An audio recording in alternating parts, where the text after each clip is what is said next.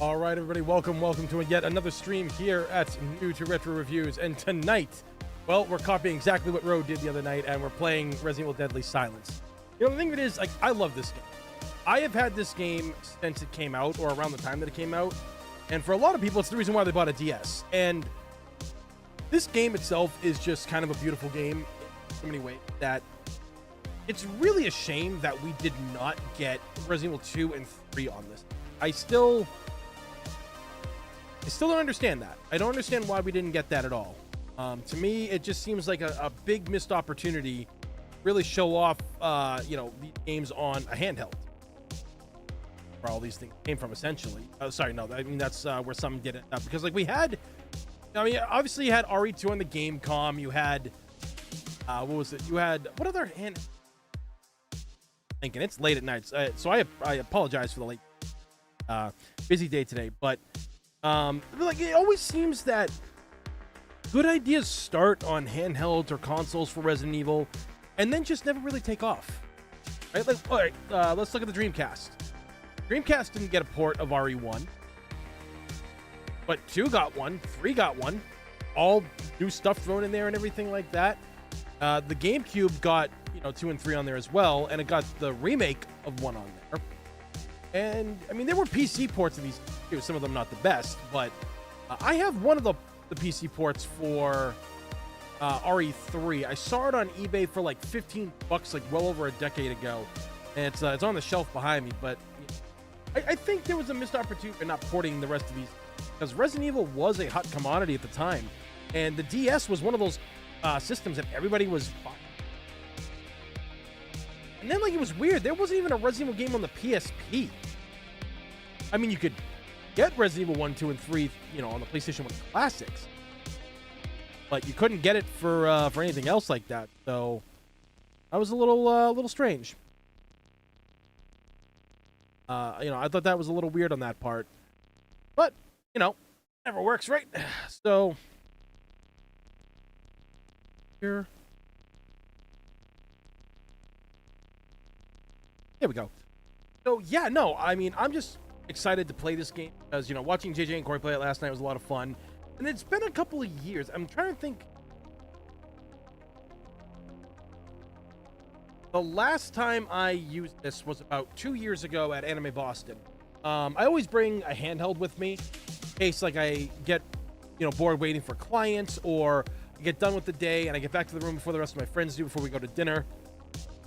I go upstairs and I just play on the game a little bit, or if we end up getting there early enough and we can't check in, I was playing it in the main lobby. So, but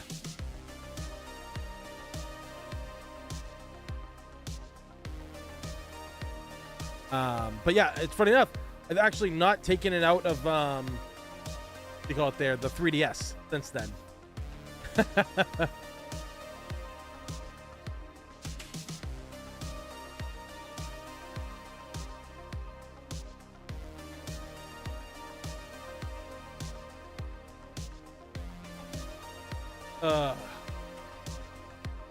But yeah, I'm excited for this. So welcome, guys. Greatly appreciate y'all being here. Omegon, Werner, Oscar, and Cat Shark. Wait, it's Cat Shark. Good news, everyone! I signed Tony up to work at the Planet Express. Gonna be wisecracking Indiana Jones from Boston. What's just like, I think one of my favorite Bender lines in that whole thing is where it's like, I think it's like one of the earlier seasons. Like, I think it's actually in like season 1. Where the professor comes in and goes, "Good news, everyone." He's like, "Uh-oh, I don't like the sound of that."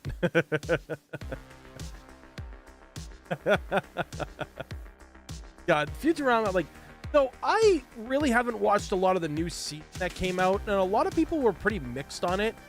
Some people were saying, like, the voices don't really sound as good as they used to, and I don't think that the new Future, like I said, I saw, like, I think, like, 2 or 3 episodes of it. I think they were putting them out weekly or something like that. But I think that Futurama does have a lot of steam left in it. I think because those writers were essentially, like how the show was canceled twice times. I think that that's what gives it its longevity, because it always finds a way to come back, and it's always been entertaining. You know, like especially when they did those Bender specials, or like what, like those Futurama specials, like the Beast with a Billion Backs and Bender's Big Four, and I can't remember the other one, but it was like a D&D one or whatever it was. I think like that's what they needed to kind of like bring back the series. Now, obviously, a lot of the newer stuff isn't going to be as memorable as the original. That seems to happen. You know, here's the funny thing. Sometimes that happens in shows, and other times it doesn't. One of the things that I say that gets better with age, when I go back and I rewatch it, best example I can give is The Fresh Prince of Bel-Air. The first season of the show and second season were really good, but I think there's a lot more memorable episodes as the series goes on. I think there's a lot of ones like where obviously Will confronts his dad when his dad comes back after seeing him for like haven't seen him for like 14 years, you know. The one where Carlton gets shot.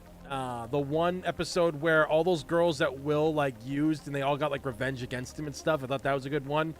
There's a lot of memorable episodes in there. The one like where Carlton didn't feel like he belonged and Tom Jones was his guardian angel. There's a lot of memorable moments from that show, and I think it was honestly the later seasons that got better. I kind of felt somewhat the same about like Family Matters. Like I think Family Matters got pretty good, but obviously when it became the Steve Urkel show, and Key and Peele did that hilarious fucking skit. If I ever get to meet those two, I'm gonna ask them if they actually asked Jaleel White to come back and play Urkel originally, because it wasn't him obviously that did it. But I think that there was like the first season was pretty good, but later seasons of Family Matters got better. I think like season 3 and 4 were a little bit better, and even some of the episodes that, like when they tackled the hard stuff was really cool too. Like the one where Carl felt bad about that man that he couldn't save that got gunned down, and then and there was that other one where Eddie got pulled over for being black, and you know is by the cops, and you know he went to straighten that out, and then he went to save Eddie in that other episode where he went to that club that was like extorting people's money and shit. It's just like there's a lot of really good sitcoms of the 90s. I don't count Full House because I thought Full House was one of the dumbest things. Whenever I had to stay at my cousin's house because whenever my mother was sick or hospitalized for a long time, my dad would have to work a lot. He couldn't pick me up from school, and nobody here for me because I'd get home around like 5:30, 6 o'clock at night. So I would stay with my aunt until my mother generally got discharged or whatever. But my aunt, my cousins, and everything like that, they all loved watching TGIF, and Full House just never resonated. I never thought it was a good show when I was watching it. There's some character. I mean, obviously, you know, Uncle Jesse's like the best character in the show and stuff, but overall, I just was never really a fan of it. Then when Fuller House came out, I remember I was still working the restaurant. And I remember all the girls getting excited about it. So I binged it, and I like that first season when it came out, and I was just like, this is cringe, man. I mean, the original Full House was bad, but this is worse than all. But there's a lot of that great stuff. Oh, so yeah, Futurama was canceled twice. Okay. Fox canceled them. The Comedy Central revived it, but it gave it an ending. Now Hulu saved them, and they gave us this decent masterpiece. Yeah, because like the ending was like where Fry and Leela got stuck in that time loop or whatever it was, where like they were growing old while the world around them like was essentially frozen. And that seemed like a pretty good ending, the way they ended it and stuff when the professor found them and stuff. So,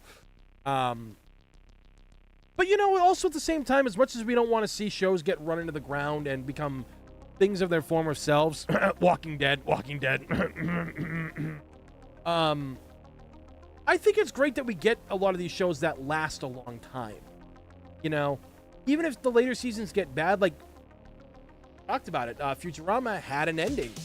And so if the newer Futurama seasons keep getting worse, if they keep making them, we do have an essential ending. You know?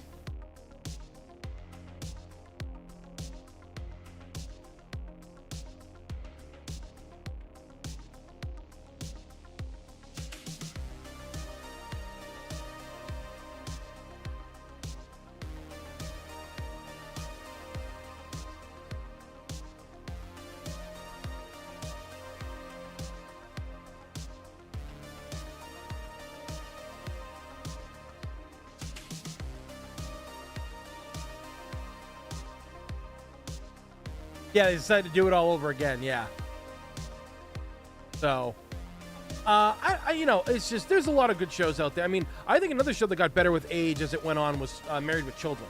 I like the earlier seasons of that show, don't get me wrong, but the later seasons of Married with Children, because like the Steve character, when Steve left and Jefferson came in, the actor who played Jefferson, they called him the sitcom killer because he was on, like, I think the final 2 seasons of The Love Boat before it got canceled. Then was on Happy Days before that got canceled. And so they called him a sitcom killer before he made his way to, you know, onto Married with Children. And I think he was a great addition. I think he and Al were way better friends than Al and Steve, because Al and Steve really weren't as close as buddies. You know, but plus, like, the no ma'am stuff happened and everything like that. The plots, like, the craziness. Like, my favorite episode, I remember I've talked to Nick Apostolius about this because we've always, like, loved, you know, Married with Children and stuff. And I always talk about this and love the episode where they're putting the satellite dish on the roof and the wives are downstairs taking like bets on who's gonna fall off the roof and in which way, and if someone lands on somebody else, it's like bonus points. And they're all falling off the roof every time, and God, man, I just love that. It's really a testament to really good writing back.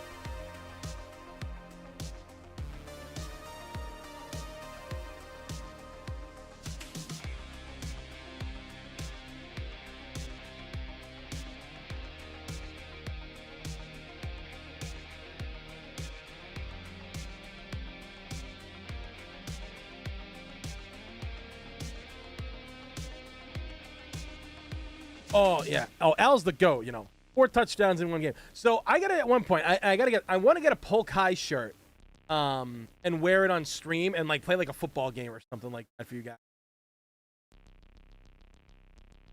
Yeah, and for the King of the Hill reboot, yeah. What the fuck is gonna happen with that? I mean, that season. That's the way you do it. That is the way you do it, and it's amazing. It is absolutely amazing how well that they did that. How they, like, from episode 1 and everything, and how like the world has changed to Hank, and like he's a guy who doesn't like change, but he starts seeing that sometimes that change can be good. You know, he and Bobby are like kind of they've both grown, but they both kind of are at odds ends, and Bobby kind of like fights back against Hank on a lot of stuff because Hank doesn't really understand the stuff that Bobby's into. And to be honest, like, I love that dynamic. I really think they did a good job with that. A lot of people are asking, are they going to recast Luann? And what was the one that was played by Tom Petty there? Lucky. I don't know if they should.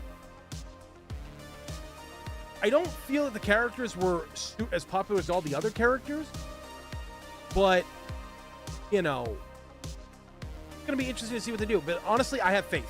I have faith in them. I think what they've already done with that first season, there wasn't a bad episode.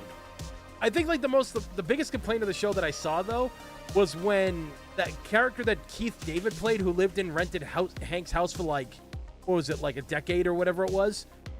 He seemed to be featured a lot in the advertisement, and then he really wasn't in the show that much. Like, you know, he seemed to be a guy that was going to be in the alleyway, and honestly, a lot of people are wanting that to be there. That's because, you know, Keith David also has like this whole new like appreciation for him, which is great. Like all these people loving him. I think because of, you know, him being in that Has Been Hotel show and everything like that.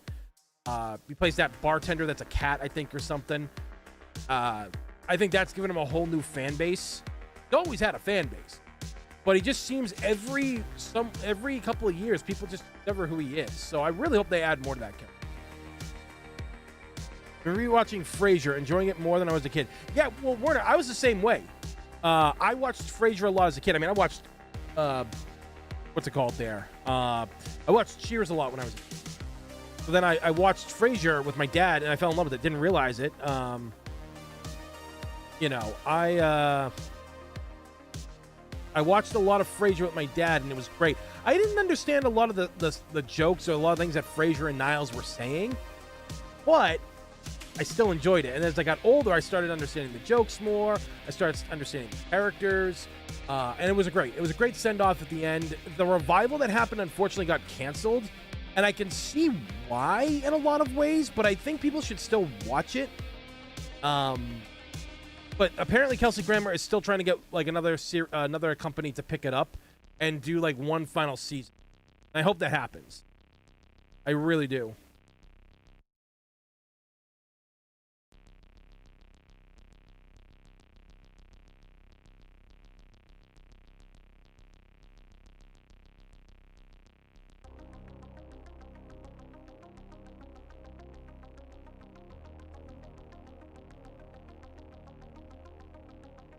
Um, so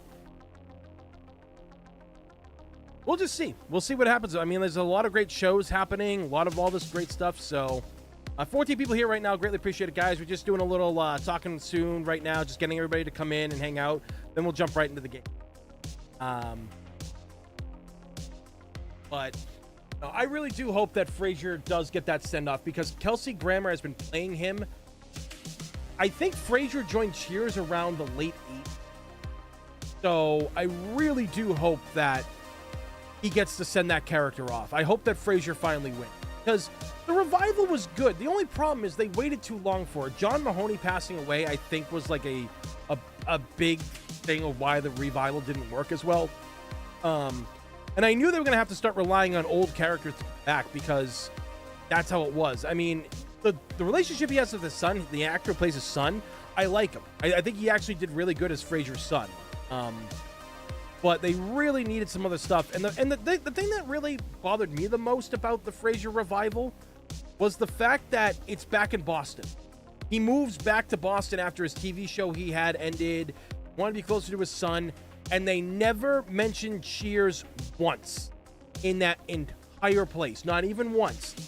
In that entire run, they did not mention Cheers. Not one person from Cheers, aside from Lilith, showed up. I think Lilith was in like 3 or 4 episodes. But regardless, I think that was their biggest mistake by not having some cast members show up or anything, or taking a trip back to Cheers. So we'll see what happens. We'll see what happens with that, but I hope he does get the proper send-off. Old movies, I can't wait for the Highlander remake of Henry Cavill and Russell Crowe. That's going to be interesting. I'm willing to give it a shot.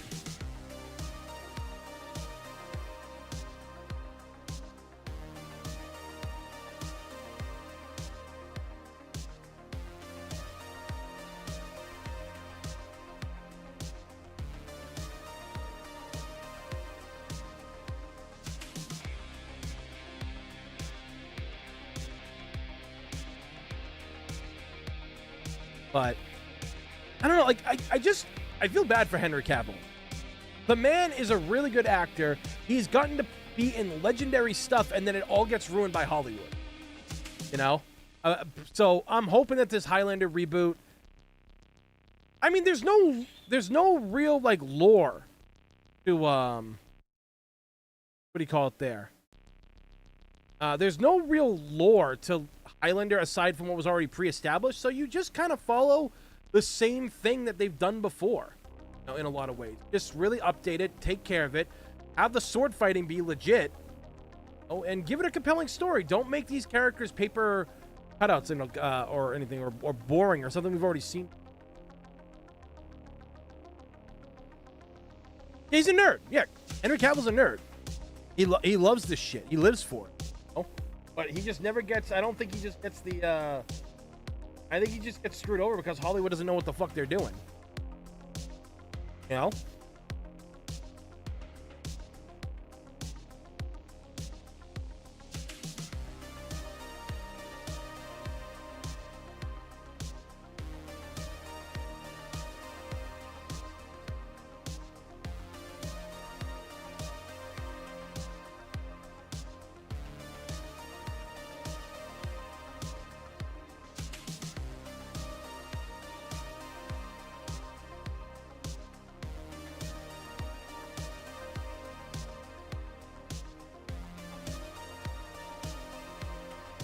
Yeah. No, we'll see what happens. Is that movie slated for next year? Is it?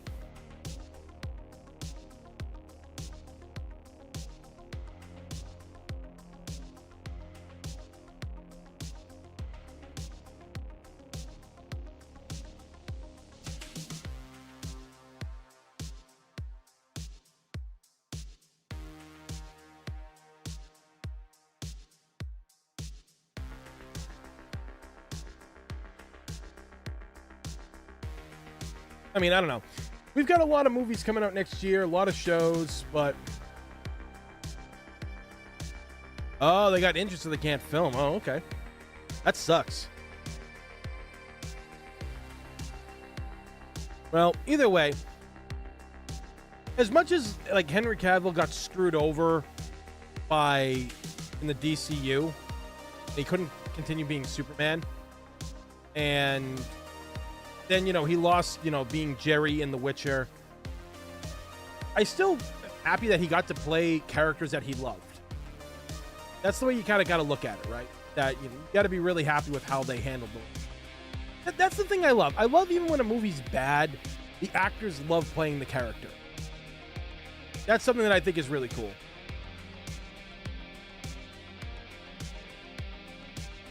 Zootopia 2. Oh, Zootopia. That's the one with what's her name? Yeah, Judy Hopps. I remember like so many people were like cosplaying her and yeah.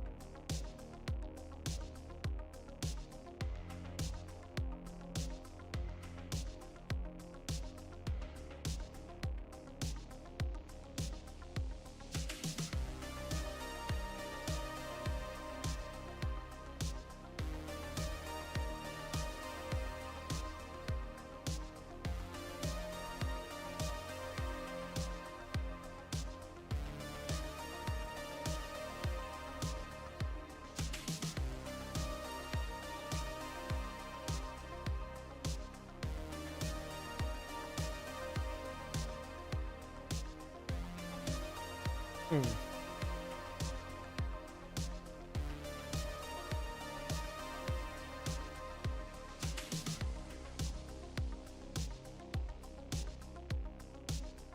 But if I've seen with my son Sing 1 and 2, The Bad Guys 1 and 2, Zootopia, and now they're gonna see Zootopia 2 and Five Nights at Freddy's. Nice.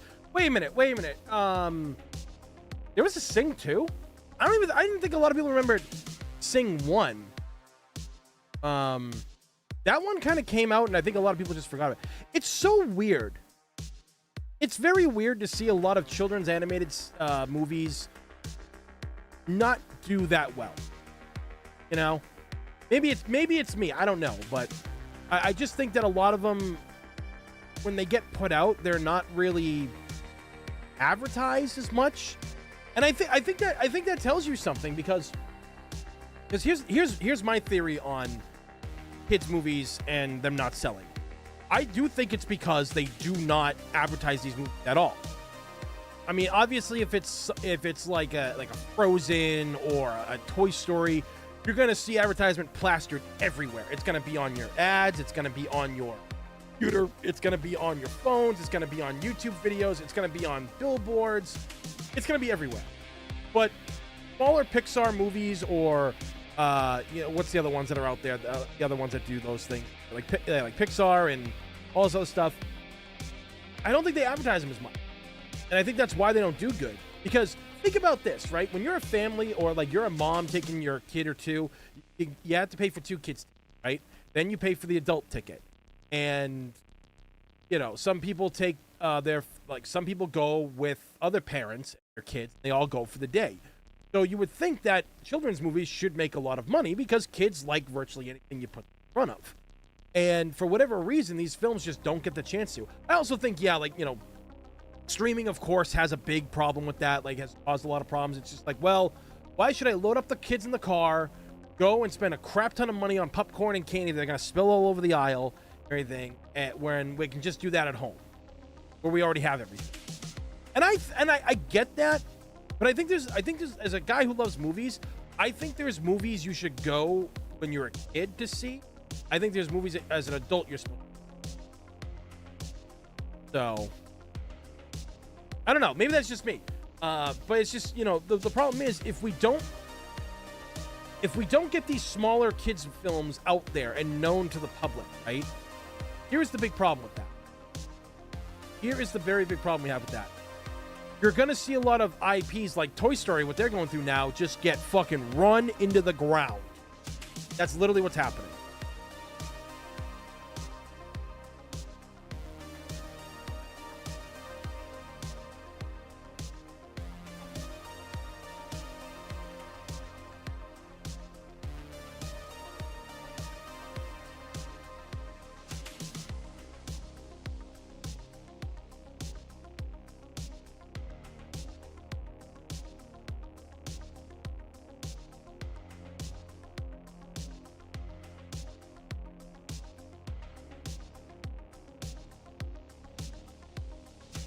Oh, yeah, Star Wars, Indiana Jones,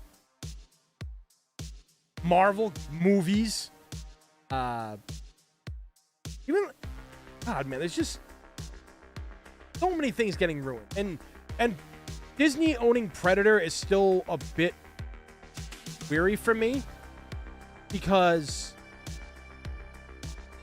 you know, the new Predator Badlands was good, had issues, but it's definitely better than a lot of the other Predator movies. Prey, I think, is it goes for me. It essentially goes Predator, Prey, Predator Badlands, and then the Predator animated stuff that I saw. That was really good. And then I like Predator 2, Predators, AVP, AVP Requiem, and then the Predator, because the Predator is just a fucking piece of. So that Disney, I fear, may screw that up in the future. I hope I'm wrong. Yo, Tyrant Cheeks, what's going on? I just beat RE5 for the first time since it came out. No kidding, dude. Like regular mode, didn't do like professional mode or anything like that. How did you do? How long did it take you to do that? Oh, guys, just right back. Gotta just check on my dad real quick.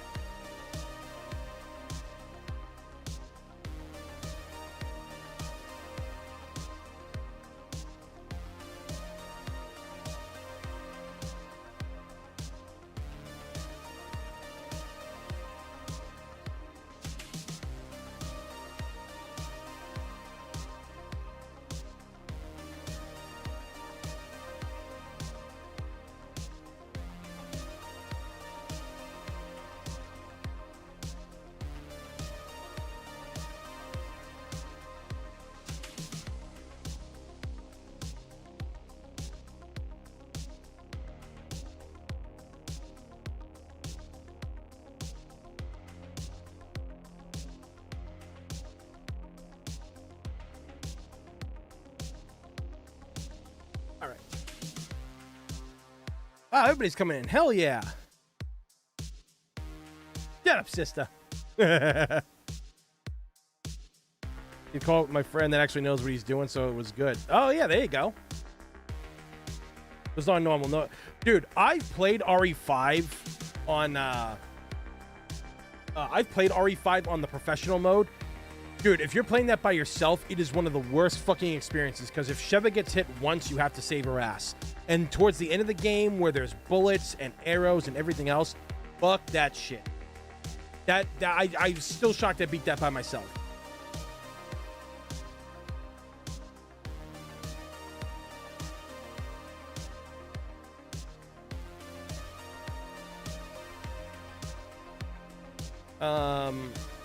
I actually, what was it? I actually really enjoy playing as Sheva, oddly enough, because Chris, you would think being this beef muscle guy and everything like that, he would be fun to play as, and he's really not. His physical attacks kind of suck. Like, he literally stomps people's heads and doesn't, half the time they don't even squash. He friggin' Falcon punches them and does nothing. Whereas Sheva, like, her somersault, like essentially her guile flash kick she does, is a great crowd controlling move. Her jumping roundhouse that she has literally clears enemies out of the way and just knocks them to the ground. So, like, Chris can just go with a machine gun or a shotgun and just start blasting. And she's got the ability to, like, you know, slit people's throats. I mean, Chris has the neck snapping ability too. Everybody's got like a one-hit kill kind of move, but you get what I'm saying. And she moves faster, and she's not going to get his often because she's a smaller target. Honestly, I'd rather play as Sheva when I play RE5, to be honest.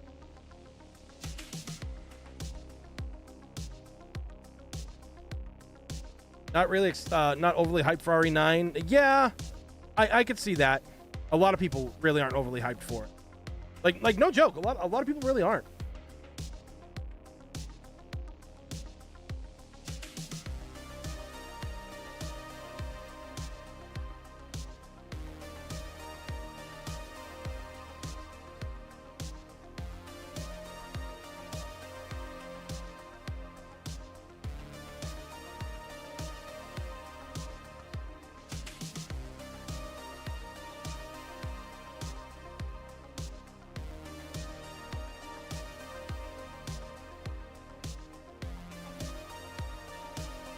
Like, it's like I said in my video, they're just not advertising it right. And the whole thing, now they have, you know, Maggie Robertson back as essentially being Lady D.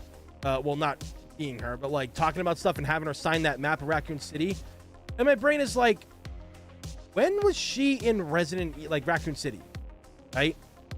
And a lot of people are theorizing that she's either the voice of Alyssa or she's playing another character in it.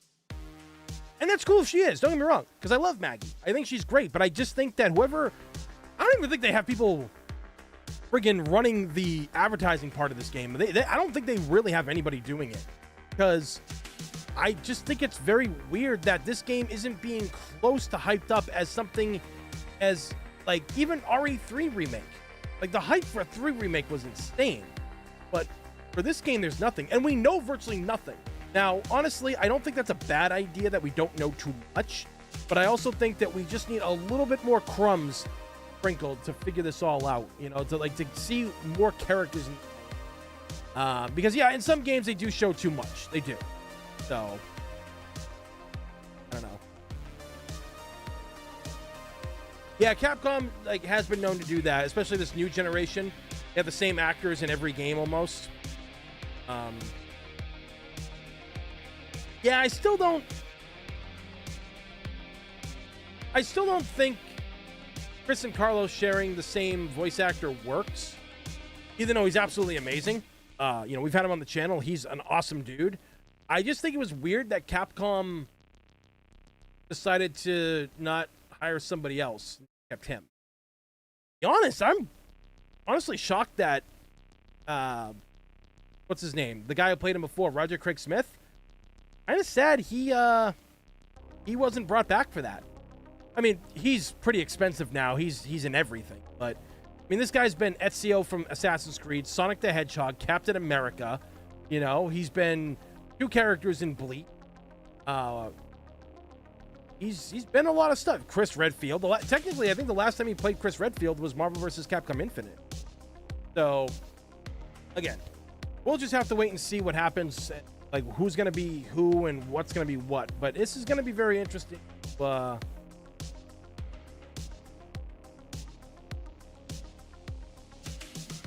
See, like, what's going on.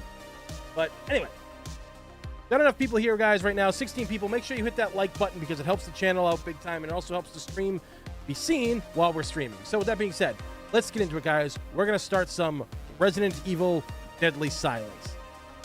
And hopefully I have mapped these things properly, because I am not 100% sure I did it right. See? Also, let me know if the volume needs to be turned down too, guys, okay?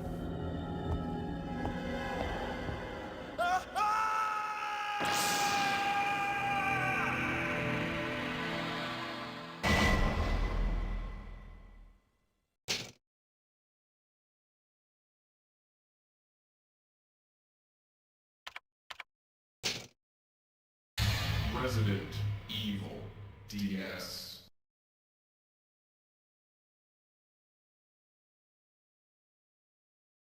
Actually, hold on a second. Give me a second here.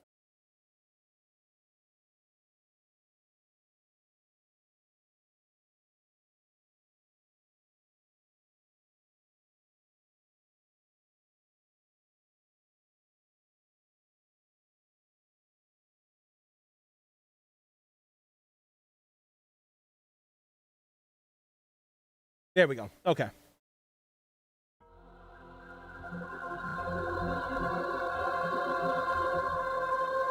Smash that like for Charlie's eyeball.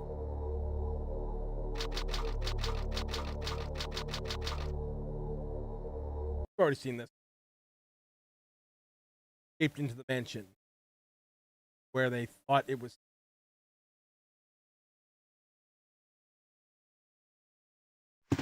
What is this? What is Wow, what a mansion!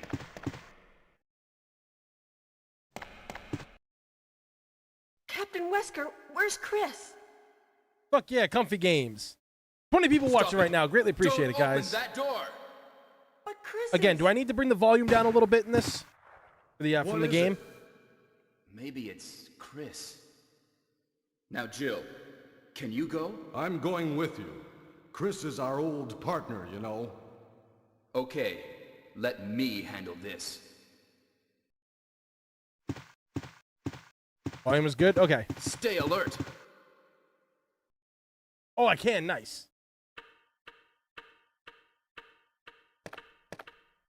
A dining room. So yeah, I had to do a little bit of magic to get this working earlier, because this was it looked super pixelated. Like, you could barely even make out the characters, because that's, you know, like what it was. And I worked some magic on the emulator to get this running properly, so it looks nice and clean. What is this? What is it? Blood. Jill, see if you can find any other clues. I'll be examining this. Hope this is not Chris's blood. Pretty sure Chris doesn't bleed green. Just saying, Barry.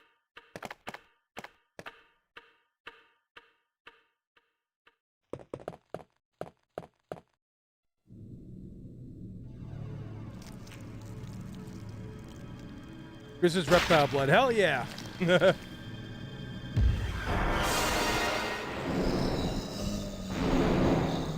Still scares me to this fucking day.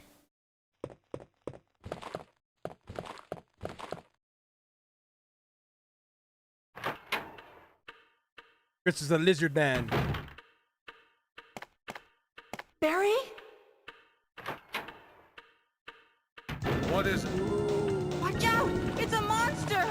Let me take care of this. Bro. 3 magnum shots. What is it? Even Crimson Heads go down from 1 magnum Kenneth shot. was killed too. Maybe by this creature. Anyway, let's report this to Wesker.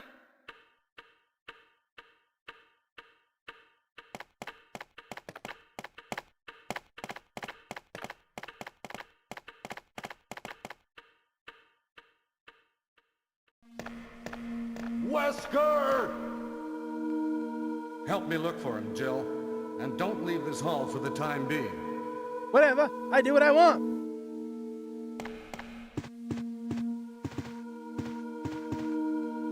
People talking about Battlefield? I'm getting messages about Battlefield.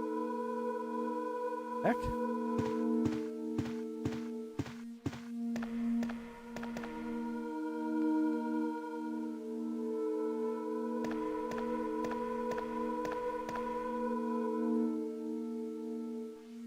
Yeah, I mean, I think a lot more people are going to be playing Battlefield right now more than Call of Duty.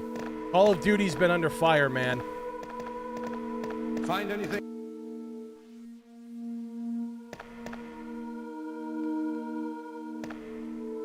Yeah, no, Call of Duty's been getting into kind of a lot of trouble with their AI bullshit.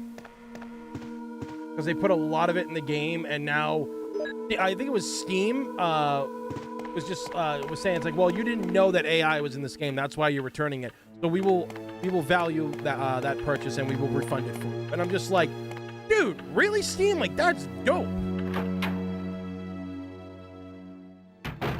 Reminds me of the cover of the Scary Stories to Tell in the Dark. Oh yeah, that was freaky as fuck back in the day.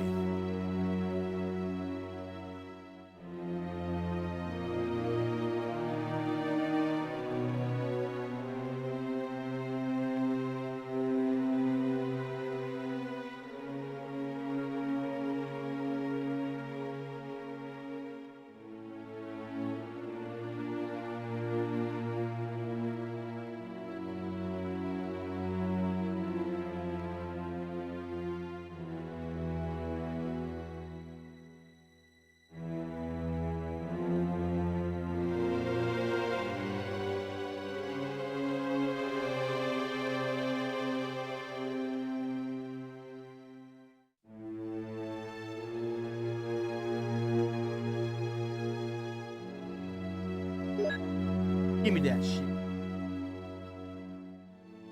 So something that I always talked about with the Resident Evil remake, like when you get the thing for Kenneth and it's the tape of him getting eaten and stuff, I kind of wish all the other STARS members you found had that.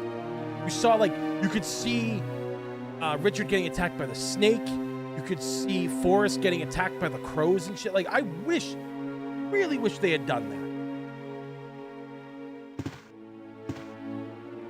Well, this is something I always love. This ominously quiet outside. Again, this is how you did games back then. When you didn't have a lot to work with, you used what you had and you thought differently, and you made this whole mansion feel like there was something to explore. Like, look at this right here. Looks like a picture of this mansion. You know, the quiet, ominous outside. Like, a lot of that stuff is insane, to be honest. Put that much detail into a game that's all about, like, you know, I mean, it is about exploring, but you wouldn't really think a lot of gaming companies would do that back then. No, it's dining dinner utensil. This is why I love Resident Evil so much.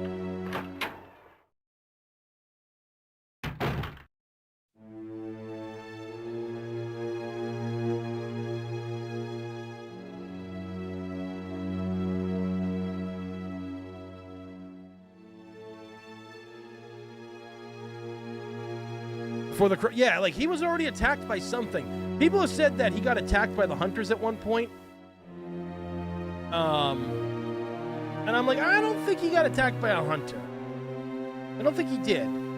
I think he just got attacked by maybe a dog or something, trying to get to the mansion or whatever.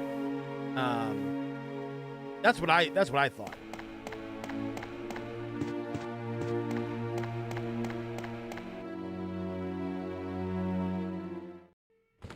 Shit. What do I do? Oh, okay.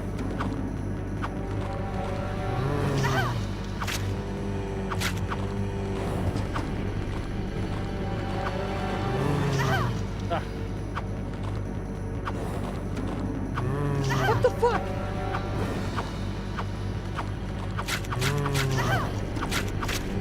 Oh, there we go. Okay.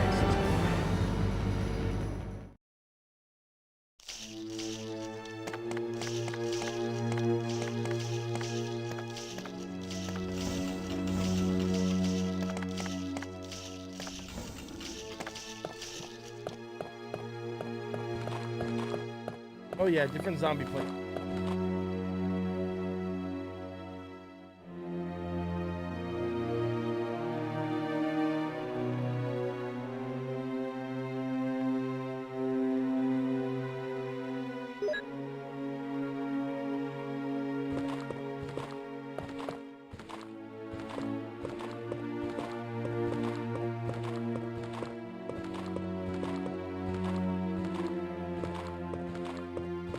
Yo, Baz, what's going on? Oh boy. Aha, fucker.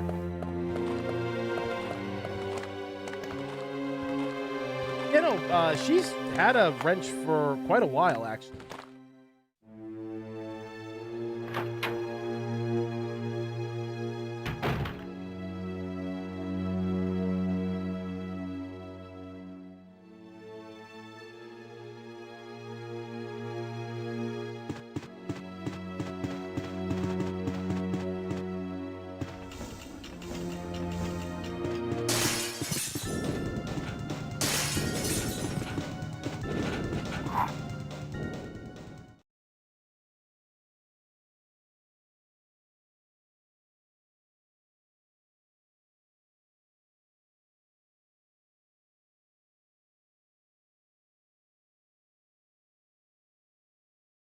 So, one of the things I like about this game is that they gave her new animations, right? They gave Jill new animations for drawing her gun. That wasn't like, because in before it's just raises it.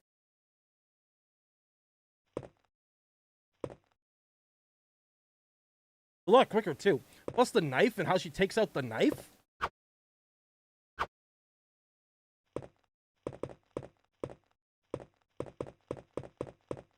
Like,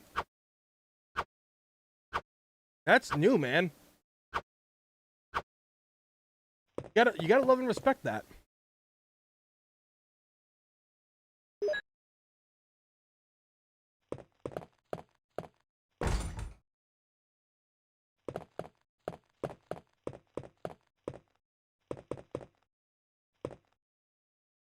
Oh, snacking on apples.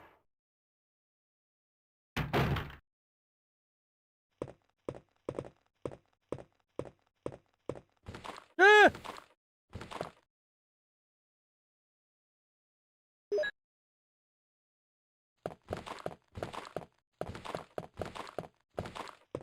Duck! Oh god. Duck!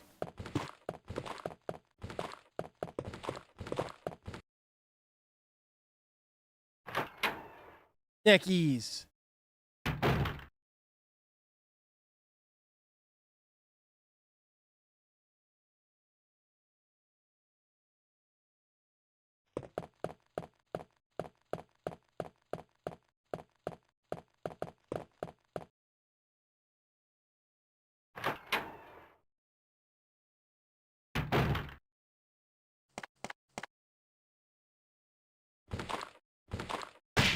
Oh! Up in domes, baby!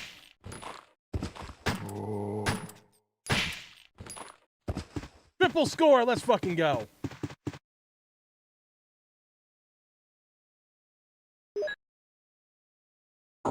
Only Judge Judy can judge me out.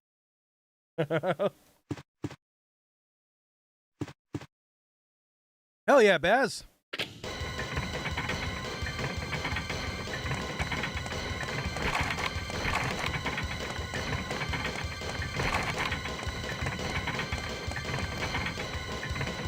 Only Morgan Freeman. I want a road tattoo on my butt cheek. Jesus Christ.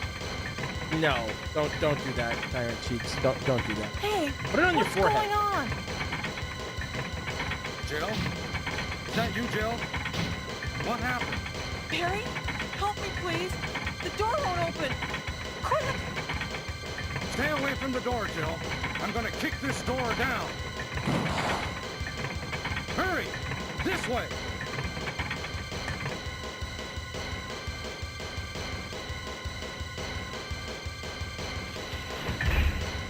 Oh, Barry! That was too close. You were almost...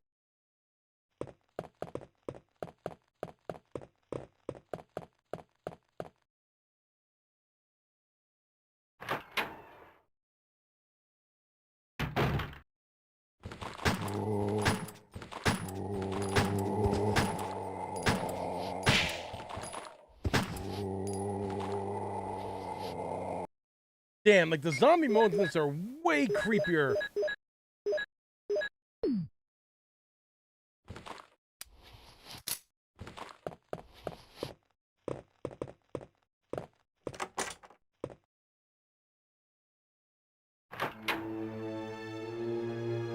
I would advise against that, Tyrant Cheeks. Highly advise against it. Oh!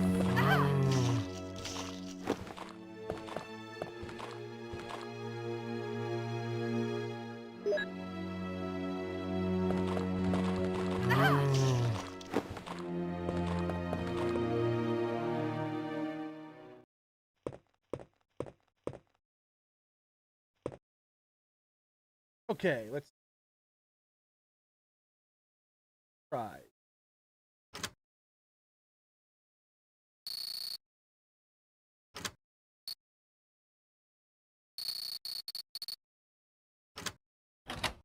Fuck you, video game.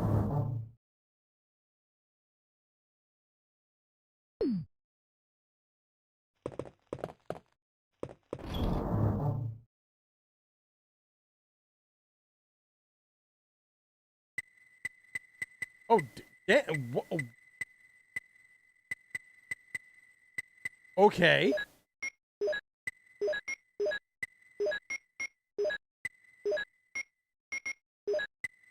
That's the case.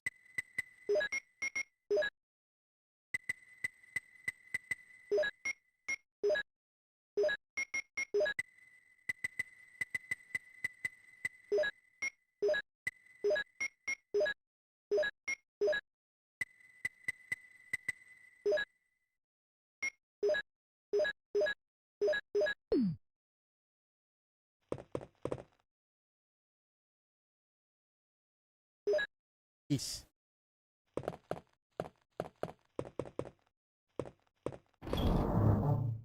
22 people watch right now, guys. Greatly appreciate it. And I have 14 likes. So remember, if you haven't hit that thumbs up, please do, guys. It helps out the stream big time. And I know Resident Evil, a lot of people want to see me play. And watching JJ and Corey play this last night got me fired up and everything, and really wanted to play it myself. So, that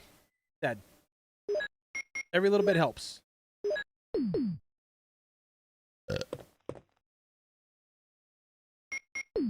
Oop.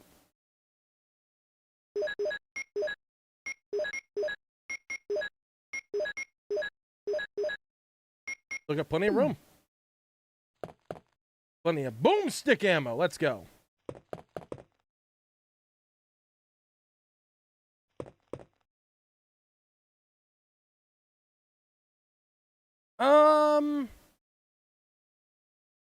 Yeah, I mean, like, I don't ever get bored of playing these games.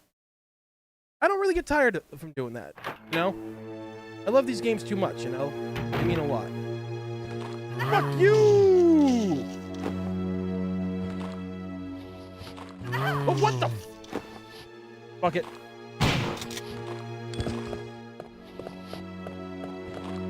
That guy was an asshole.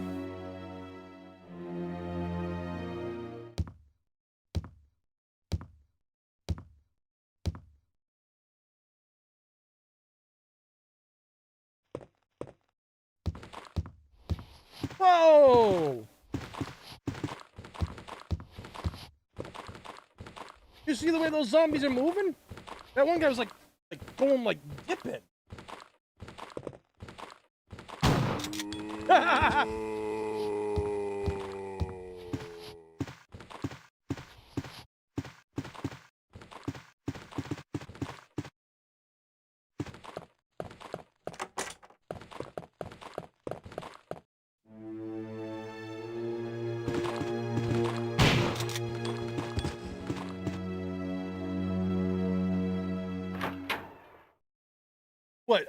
What? You mean this game? Is this game expensive now? Yes. Like, hold on, let me,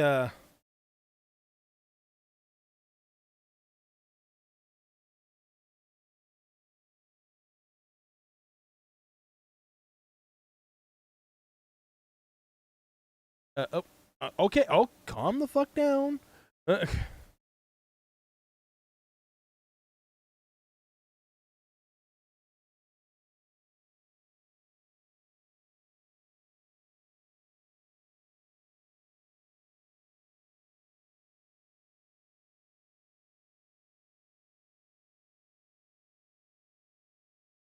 Okay. So yeah, here you go. All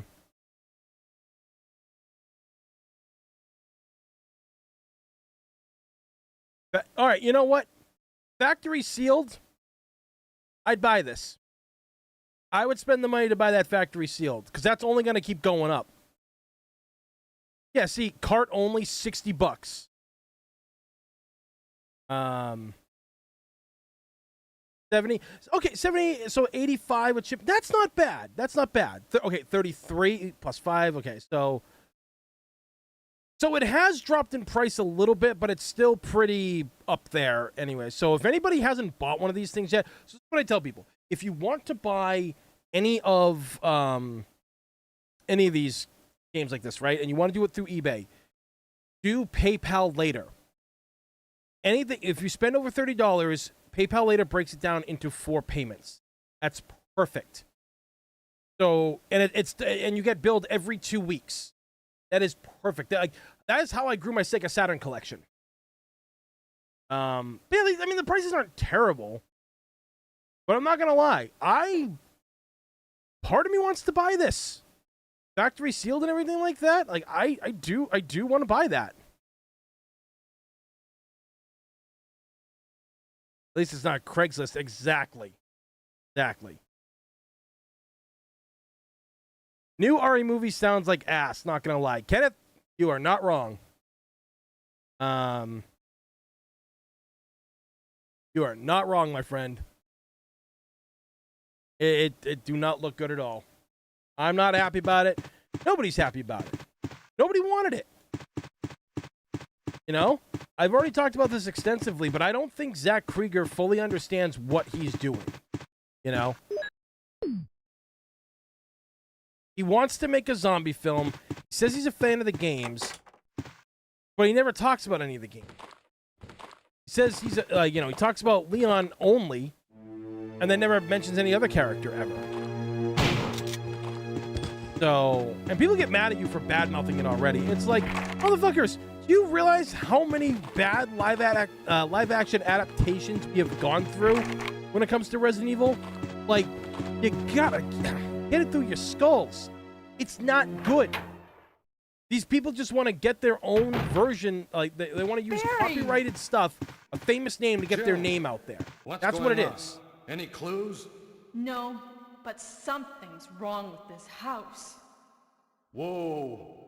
This hall is dangerous. Maybe it's better to secure our escape route first. There must be a back door somewhere. Let's try to find it.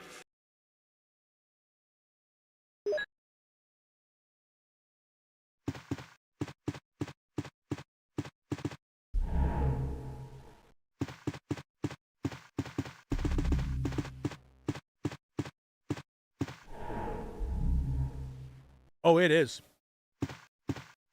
Well, certainly is. But again, little touches like this. Blood on the wall. Excellent. I'm down, Tyrant Cheeks.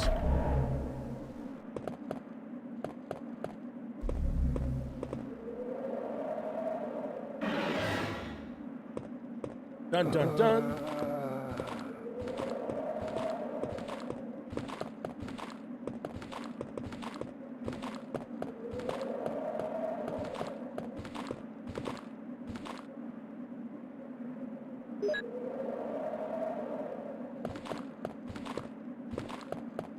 See you, Forrest.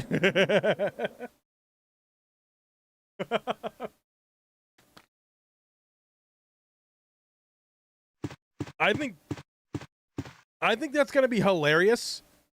Is if me leaving Forrest out there actually lets him back into the mansion somehow. That would be awesome.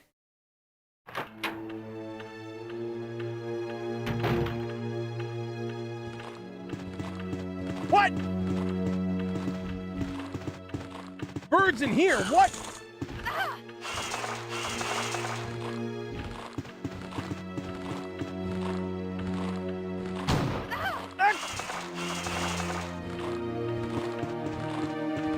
Pretty sure I got that little fucker.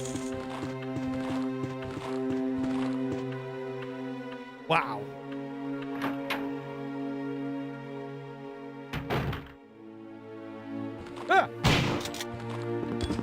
More birds!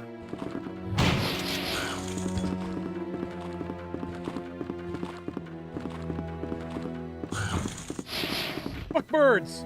Hate birds.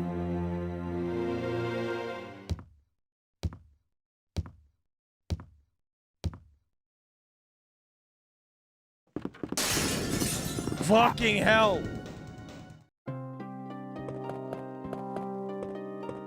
Jesus Christ.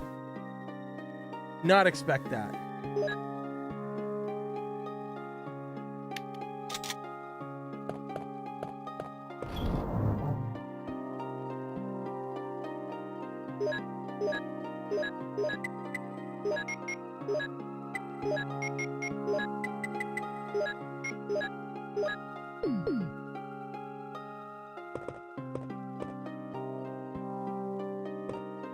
Okay.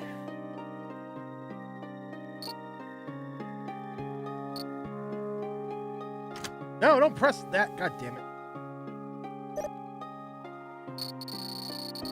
The stylus thing is kind of rough.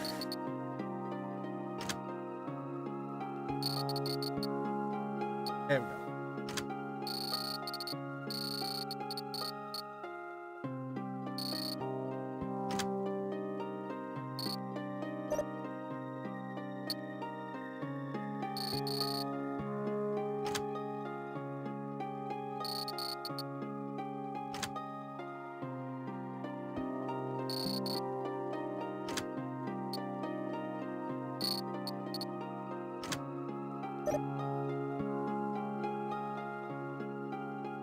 Oh, thank you, Tom. Greatly appreciate that. Deadly Science on Nintendo DS has a mixed enemies and puzzles. It's crazy hard, harder than the OG. Oh yeah, no, dude, I've been playing this game since high school. Everything. I got this like shortly after it came out. Oh, I know. Yo, Swolfie, what's going on, dude?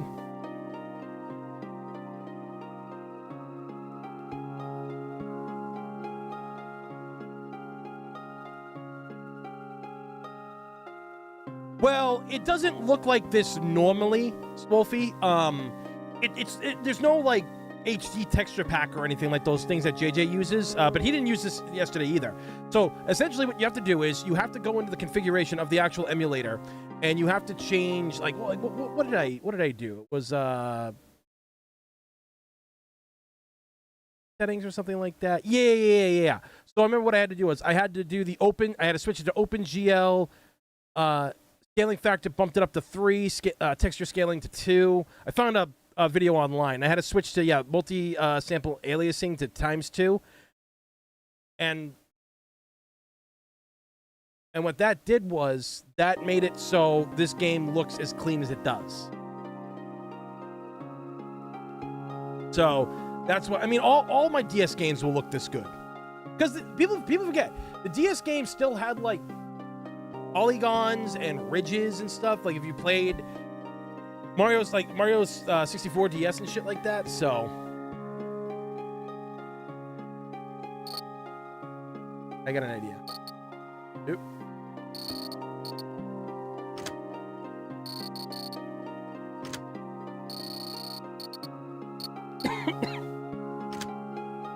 Now I fucked that up.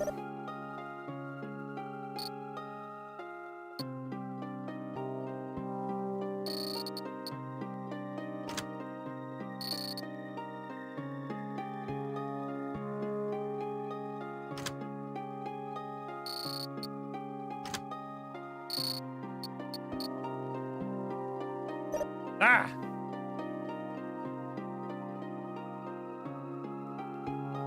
No, I love this version. I think my favorite version of RE1, if you don't count the remake, is probably, as much as I love this one and the OG itself, I think I gotta go with the Sega Saturn. Because I have a love for the Sega Saturn. I mean, I actually have the Sega Saturn version. I do. It's actually signed by Charlie himself, Greg, Eric, and Linda. I had them all sign it. All right, Kev Star, take care, dude. Thanks for stopping by as always, man. 23 people here right now. Greatly appreciate it, guys. If you have not hit that thumbs up button, please do, because it helps the stream get discovered. Boy, with the way that YouTube has been lately for people, discovery would be really nice.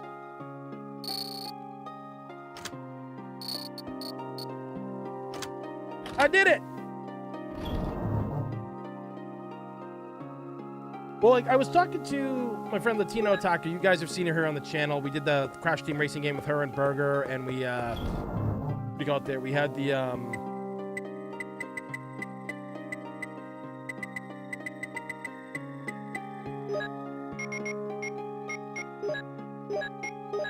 and we were talking about it, and we were talking about how streaming services seem to be down right now, more so on Twitch. Because right now, Resident Evil isn't doing well on Twitch. Whatever reason, Resident Evil always does good on YouTube. But I don't know what the reason is, but I'm glad it does.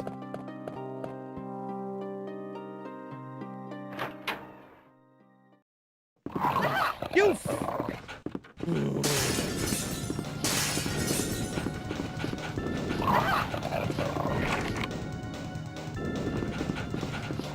fucking dogs!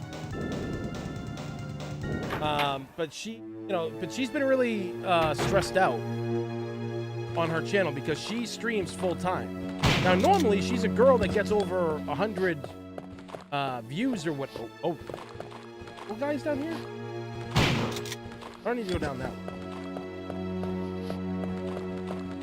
Ah! Fast zombie.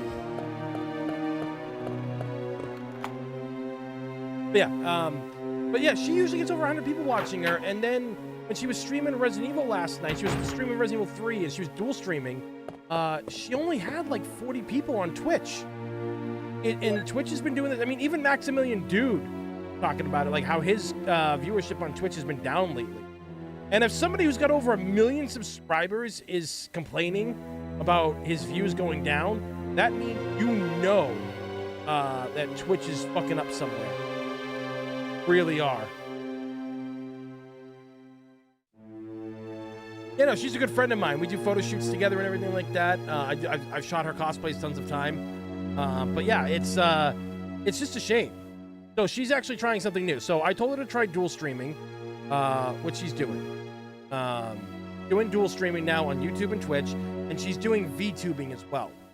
VTubers seem to get a lot more pull these days. A lot more people seem to really enjoy VTubers a lot, and she's already been on the cover of Twitch's main page. She got to be like a main page person 3 times, which brings in a lot of views, you know. But again, I think the problem with Twitch is also a very niche kind of thing, where people only want to see you play one thing and one thing only. And much like me, she and I just can't keep playing Resident Evil. You know? We just can't keep playing Resident Evil all the time. We will grow to hate it. No? Here's Diary. A biohazard story. That's why I'm a variety channel. You know, I'll play Resident Evil games a lot. Don't get me wrong. I'll play them a lot. But I'm a Capcom guy at heart. I'll play everything else like Capcom related and shit like that. I love Capcom games. I mean, people that have been on the channel know that. But I play everything too. Oh, wait, no. Yeah, I do. That's the place where the fucking plant is. You know, I mean, for anybody that's new that's watching, you know, me and Proxy and Burger and Baz have played. If you go back on the live section of the channel, we played, you know, Hunter the Reckoning, 4-player co-op on the Xbox. Absolutely phenomenal fucking game. Because, see, like, that's what I grew up with, right? I grew up with co-op gaming.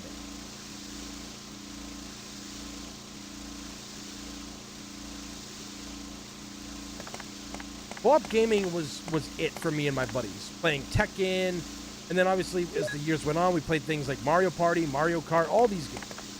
Played them all.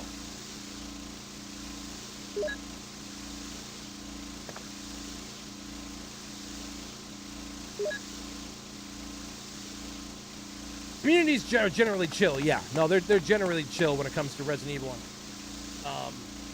Problem is, and this is something that I've always talked about, if you really like the streamer and everything, try to support them when they're playing something that's not a game that you like. Because I always say this. Well, if you want to just watch someone play a game, why don't you just watch a non-commentary video of a full playthrough of the game? Not that I'm not like I'm saying like you don't have to like watch everything the person does, but you know I've talked about this before, and a lot of people have taken what I've said at heart, and they've actually gone out and well they've done it themselves. Like they're like, okay, yeah, like you know what? Let me try to watch what these other guys are doing, and they end up really loving what those guys do. Which is great.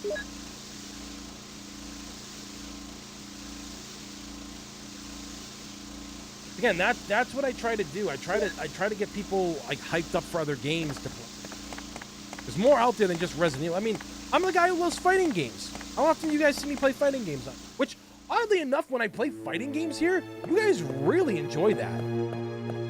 Which was, to me, was crazy. I guess you guys just get as hyped as I do for stuff like that, you know?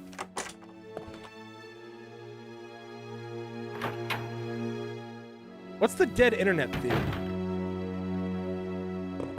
What's that about? Yeah, I should go in. First, I'm gonna.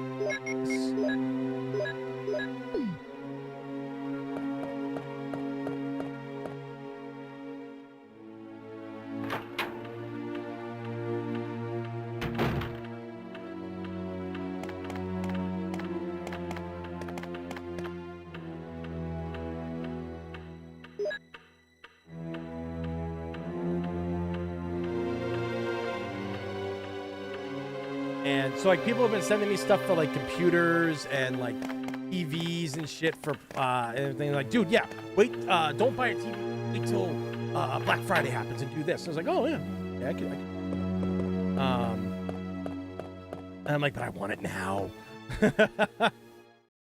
Dead internet is basically everything is just bots and spams. I mean, that feels like it in a lot of ways. I'm not gonna lie, it does feel like that.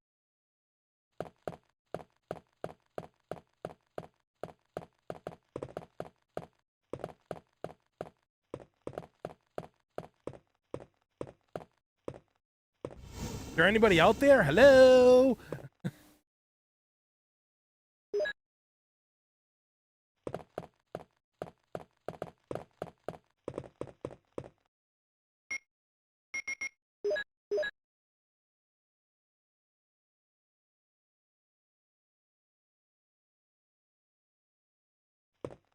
Beep bop boop.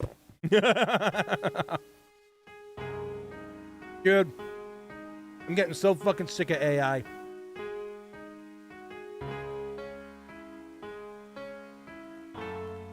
Like, I don't like AI. I don't like it being used when there's artists that can draw you shit.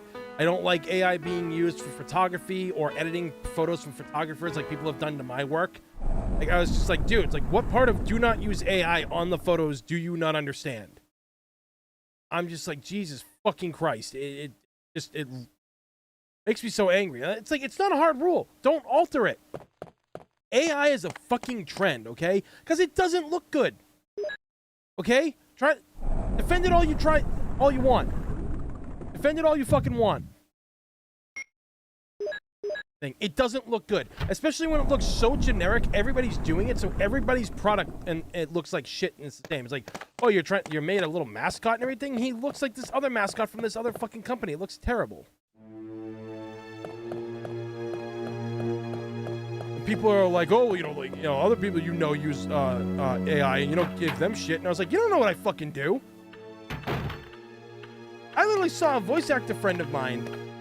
He was using AI for a self-portrait of herself and everything for her banners and shit. And it's like, dude, all the people that draw art of your characters and tag you in it, you can't fucking hire an artist to do that shit.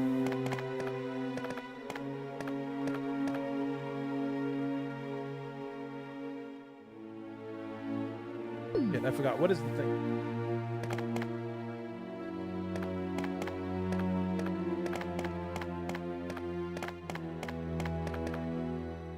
Clock chime 3.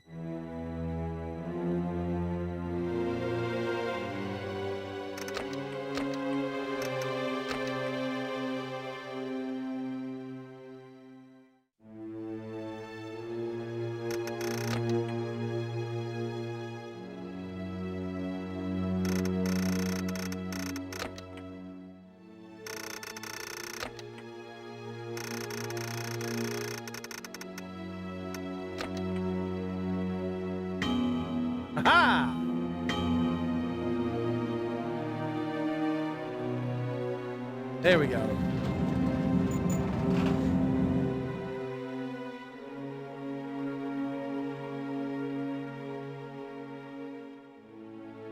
Well, Tom, I mean, I get confused now too, because you've got these people doing ring cam videos, and it looks real because it's like, you know, it looks like it's like 240p fucking YouTube quality, so you don't realize it's fake until it's too late. You're watching, it's like, oh man, is someone getting actually like a packed? Like, what is this? It's like, oh, it's fucking, go fuck yourself.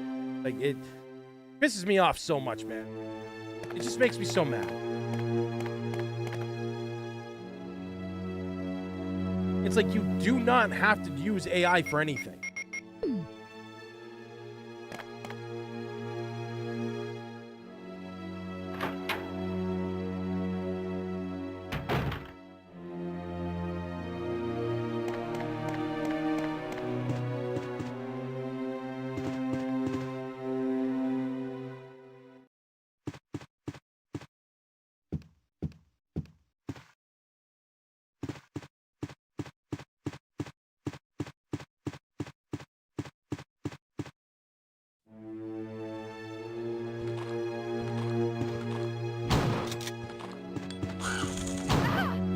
Oh, fuck you, damn bro.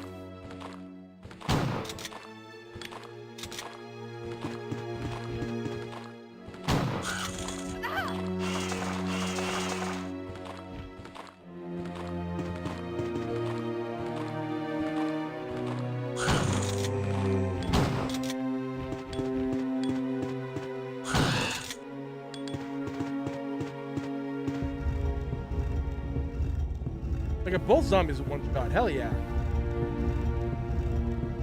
Fucking hell, dude, that crow shit is bullshit.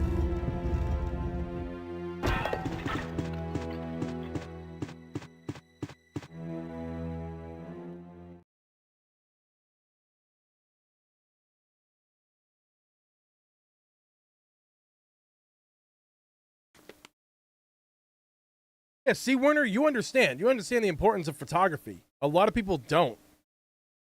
Like, I've caught cosplayers using AI on the photos that I've, like, spent hours editing for them. And, they're just like, oh, I didn't know. I'm like, it was in the fucking contract that you do not use AI on my photos. And one person told me, it's like, well, it's just the background. I'm like, it doesn't matter. You are ruining someone's work. Look, I tell people all the time, it's like, look, you want to understand why it's bad what you're doing? Say you make an AI piece and you think it looks great, but it actually looks like absolute shit. Well, here's the problem with that. When you leave my watermark on there and you tag me in it and you don't tell people that you're the one editing it, people are going to think people are going to think that that's my work and that I'm using AI, and then my reputation gets damaged. That's what happens. Drop some Chaos Emerald.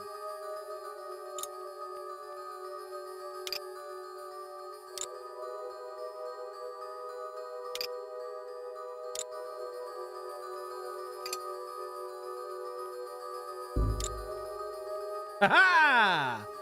I'm a genius!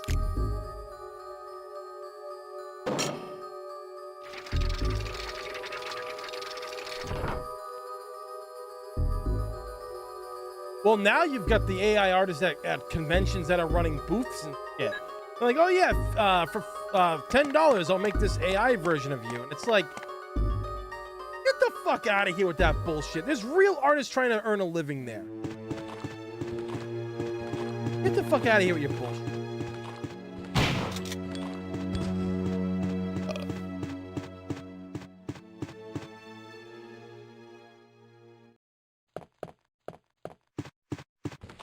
Oh shit, forgot about him.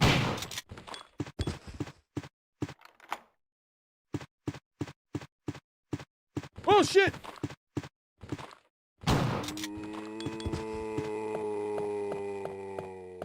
That groan still creeps the fuck. What?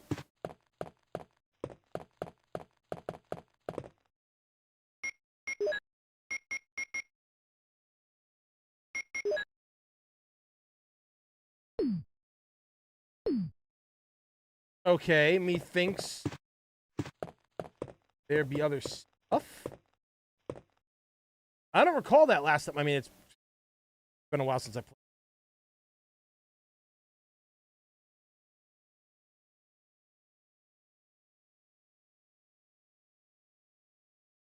Oh, hell yeah, Baz.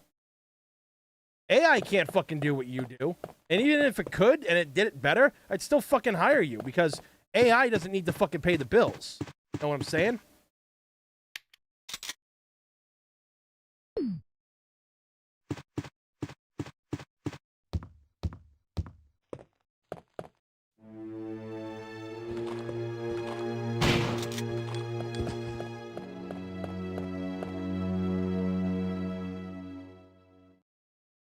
Like, I always try to commission artists, like, when I see that they're having emergencies, like a car emergency or medical emergency, shit like that. I always try my best to,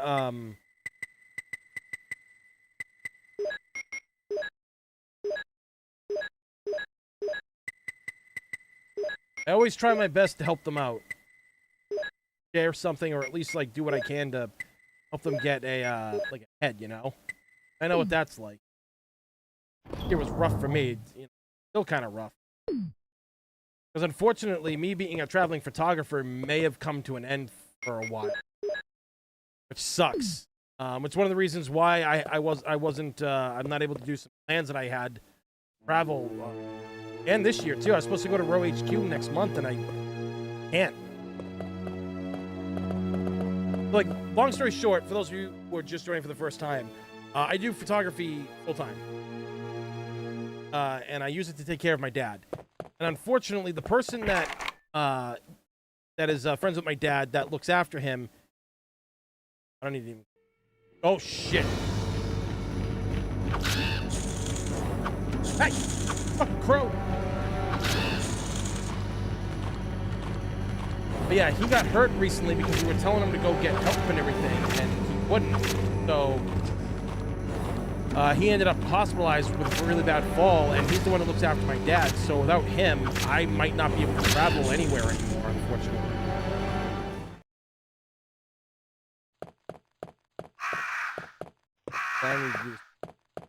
So I have to put more time into streaming and creating videos on YouTube now.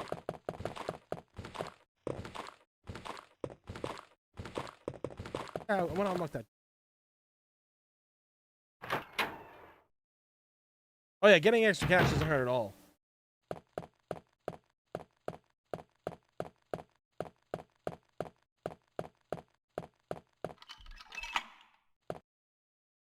Really? Still?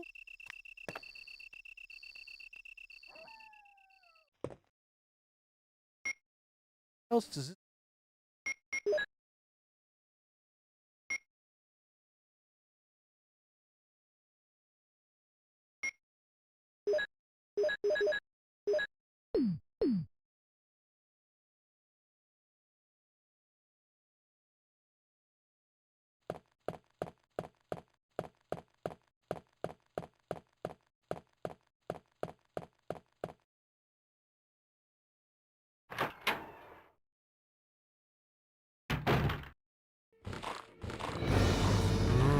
Oh, come on!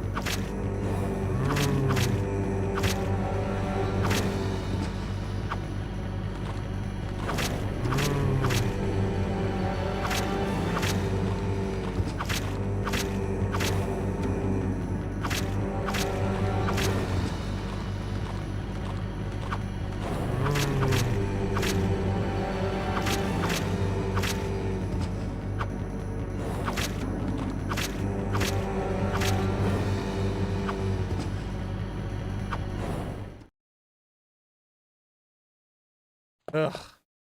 Hate those damn things. I mean, I don't hate them, they're fun, but it's a lot harder on,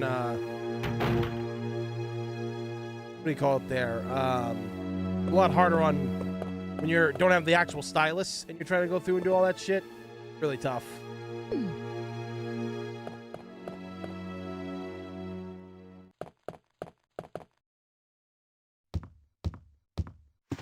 Fuck yeah, food baths.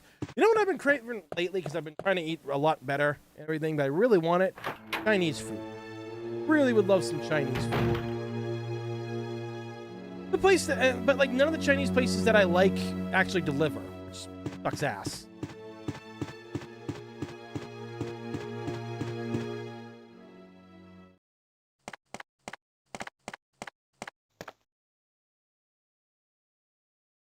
I mean, there was this place called Tahana, and it was a place that me and my buddies went all the time for Chinese food.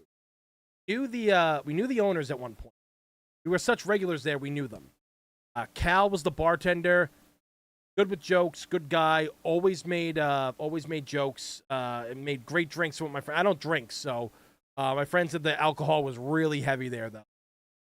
And the food was great. This was a place where every other Chinese food, and this was like before the pandemic too, right? Every other Chinese place was jacking up their fucking price, but this place never did. They never fucking did. It was like a neighborhood staple in that town that when everybody was going, right? But at one point, people just stopped going, and then COVID really whacked them really bad. Unfortunately, I want to figure out how to. COVID really whacked them good. And unfortunately, they didn't survive, and they could have, but then they decided to sell the restaurant. And they did. And the restaurant became an Italian restaurant. And my friends and I went there one day. And we walked in, and now mind you, we've been going to this Chinese food place for like over 10 years. And we're all just kind of there like, whoa. Looking around, it's all new in there. It's completely ripped up, redone. But we still saw where everything was. And we actually met the owner of the place and everything. And we came in, we sat down, and, we sat down, and we're all just kind of like looking around.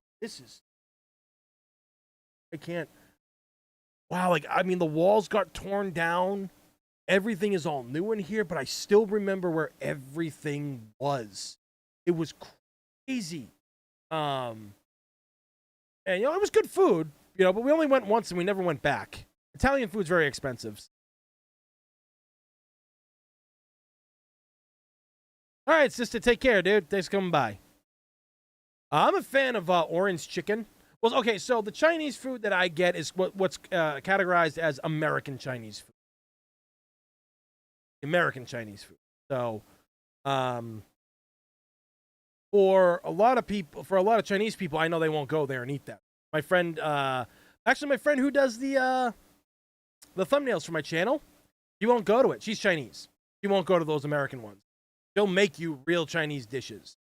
But I still love it though. I love. You're like, oh my god, yeah. Like there was a Tahana special. It was a number 4. Tahana special number 4. My god, it was so good. It was chicken fingers. I got chicken fingers and pork fried rice and what was it? And boneless spear rib. Oh my god, their boneless spear ribs are so good. The reason why I got the chicken fingers because it's those ones that are like pure meat on the inside with the batter on the outside. Love that shit. So good. And then they also had a orange chicken plate that I would get once in a while. Loved it. Richard. All right, let's see how I fuck this up.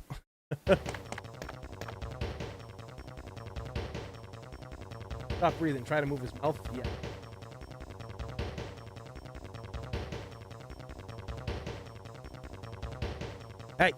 Hey. How do I do this? Yeah, how did they fix it last time?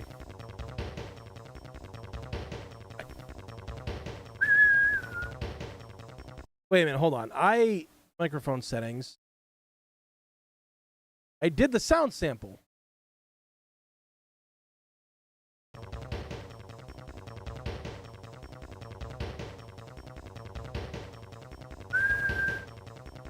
Oh, okay. Well, I guess he's gonna die then. That's the...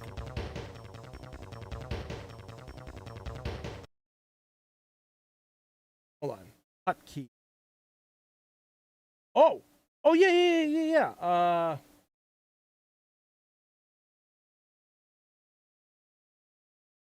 Microphone. Okay.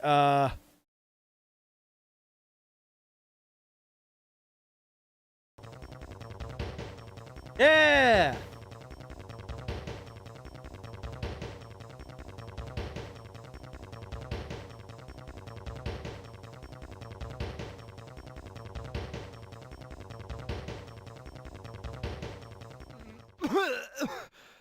Let's go! Yo, Shibe, what's going on?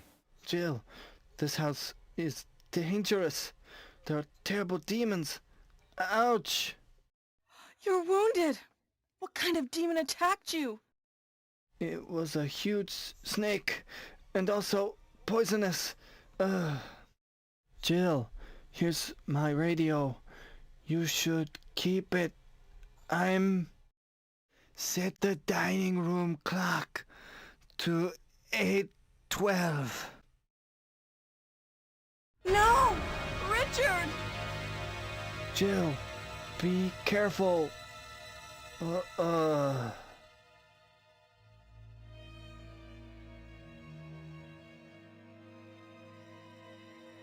do I gotta set the clock to 8:12?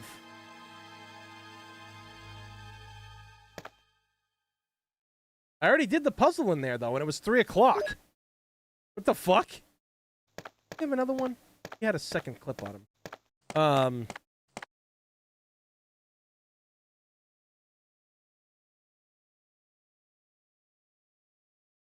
Cheap as hell Chinese food is always good, man.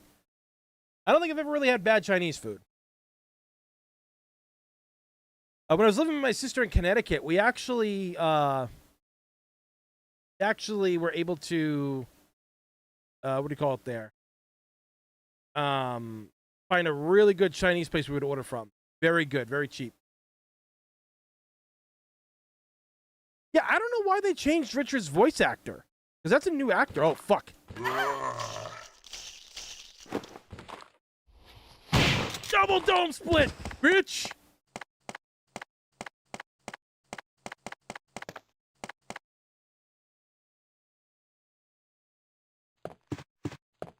Yeah, I've just been trying to, like, eat healthy, so I haven't had Chinese food in God knows how long.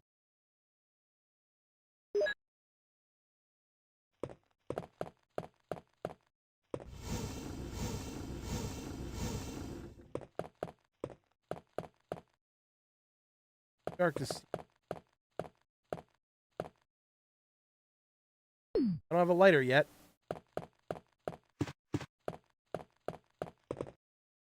Actually, I should go get that lighter.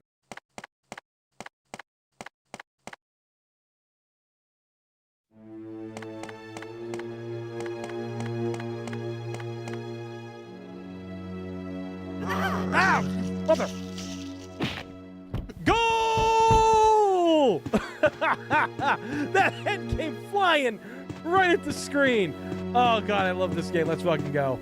Somebody clip that. Please, somebody clip that for me.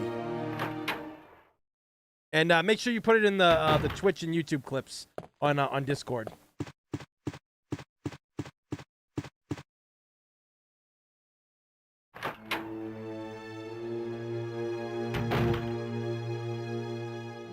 Oh yeah, new lines for the clock. Yeah, I guess that makes sense. Yeah.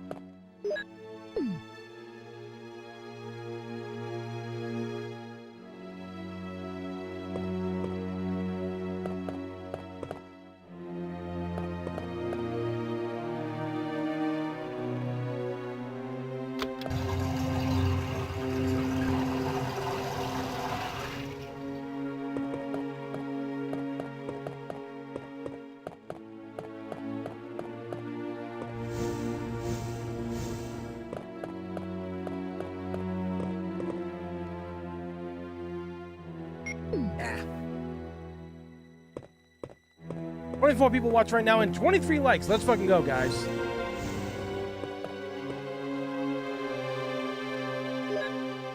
Yeah, I'll take that.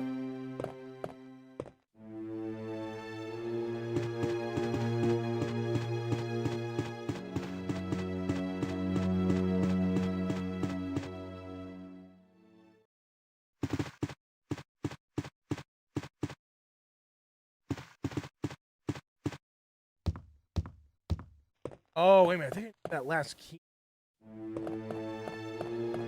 Right, right.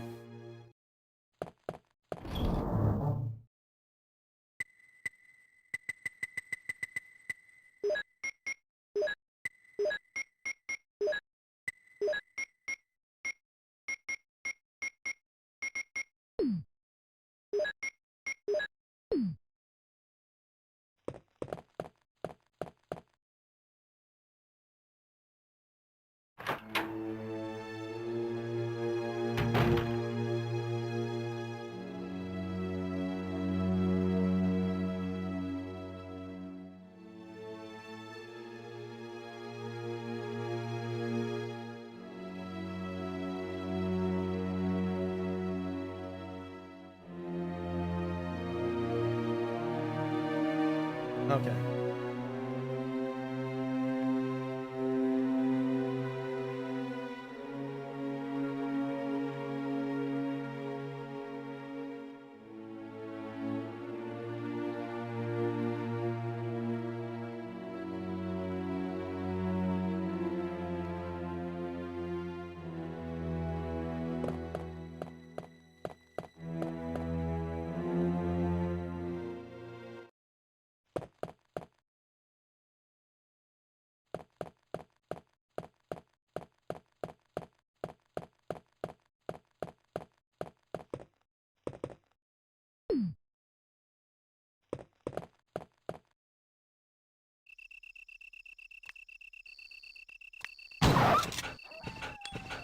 Love that shotgun, man.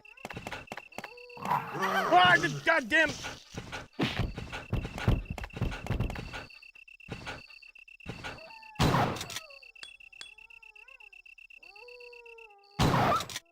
That works. Stupid dog! You made me look bad. But yeah, could you imagine what Resident Evil 2 could have accomplished by, you know, having been on the DS? How cool would that have been?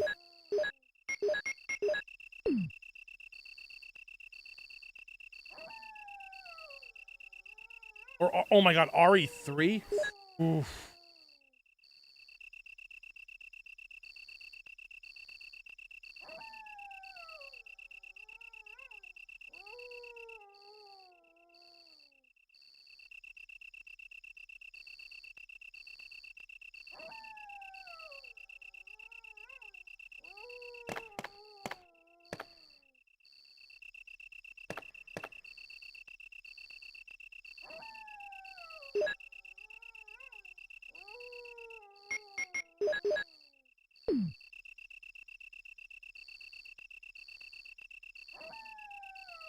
The what if scenarios will forever haunt my mind. You mean those ghost stories from RE2 remake?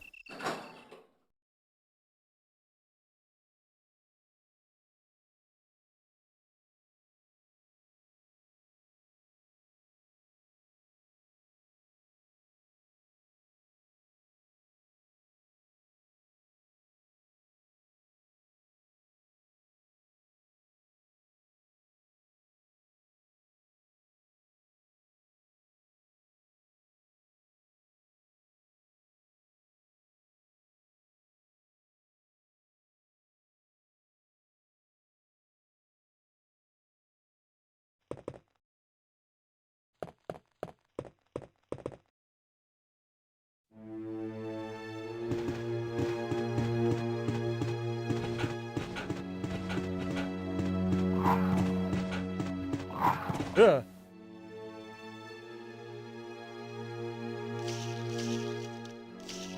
Oh, if yeah, RE2 and 3 got, yeah. Oh my god, dude.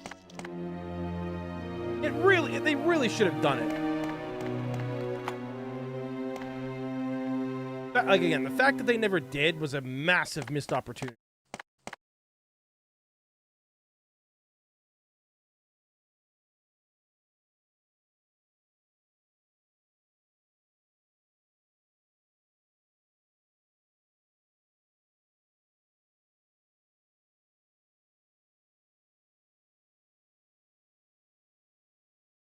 I feel like I really need the handgun at this. Once you get enough ammo for the shotgun, you're kind of set.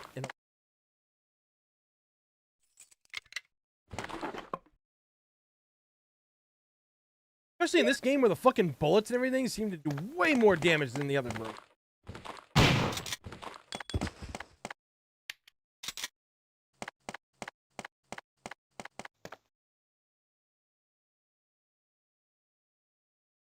Don't be mean, Baz. Boom!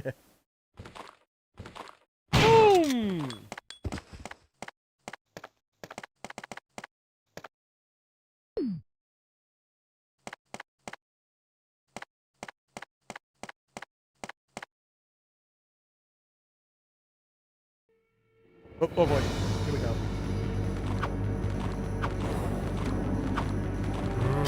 There we go. Critical hit.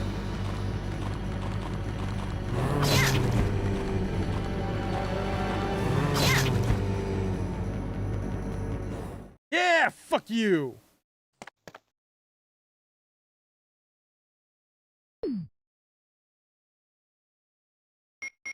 Well, might as well just pick him up regardless, because I'm gonna have to go to a.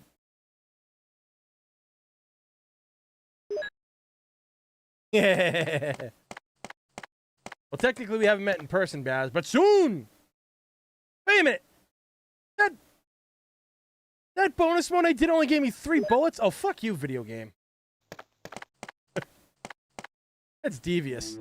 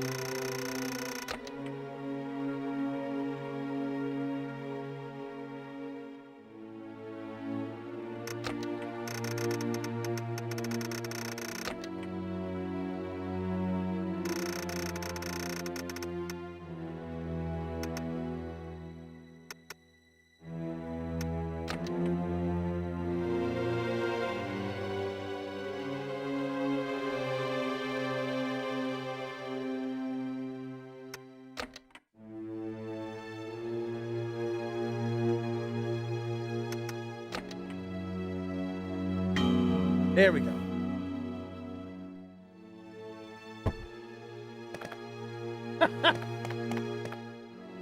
That is awesome.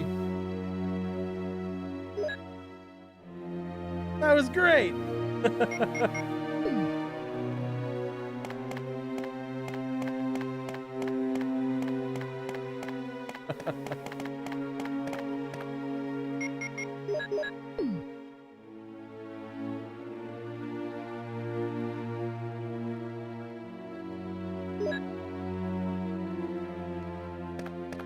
Right? The game literally just, the clock door dashed me shotgun ammo. What the fuck was that about?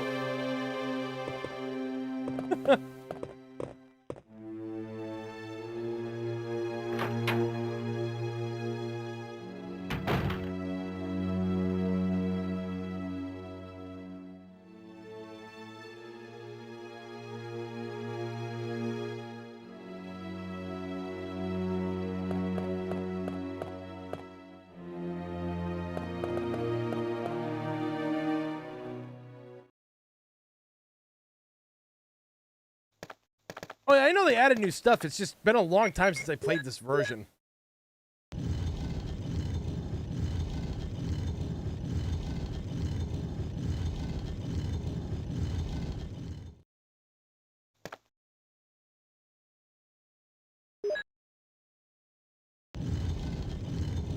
Now, the way I got back. Oh, that's right. That's right. The door out here.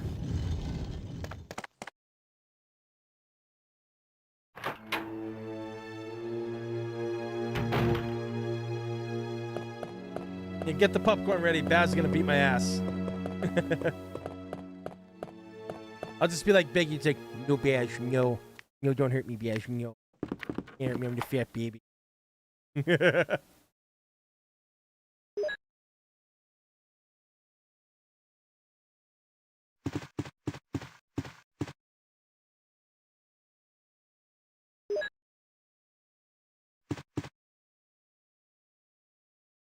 Dome split o'clock.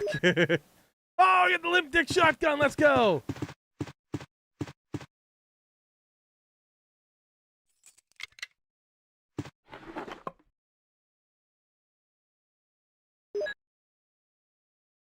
All right. We're essentially kind of good to go.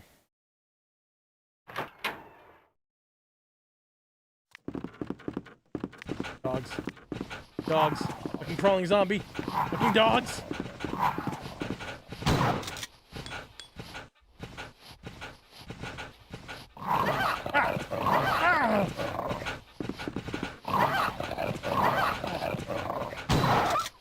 The stun lock is fucking real in this game. Like, holy crap. We thought the hunters were bad, but my god, man. Dude, if I wanted to just handgun this the rest of the way, man, holy shit.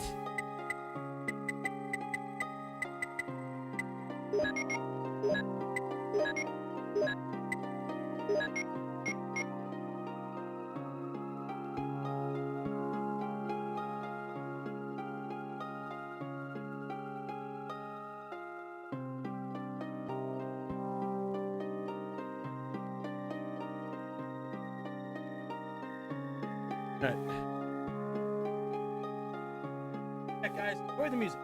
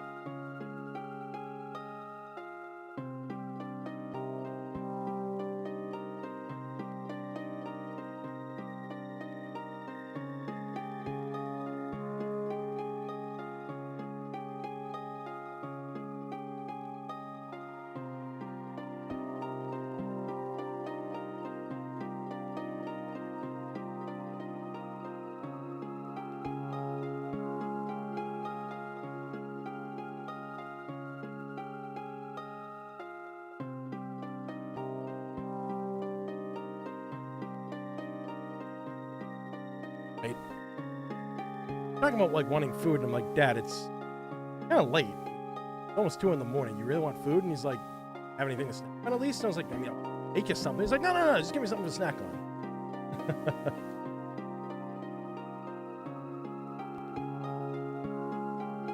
Oh, geez, why is this not responding now?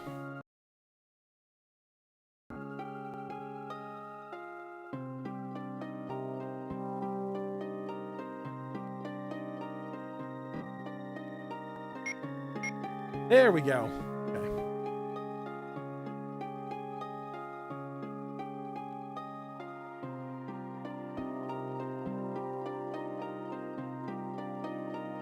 Oh, you got a shepherd? Wait, you got a shepherd?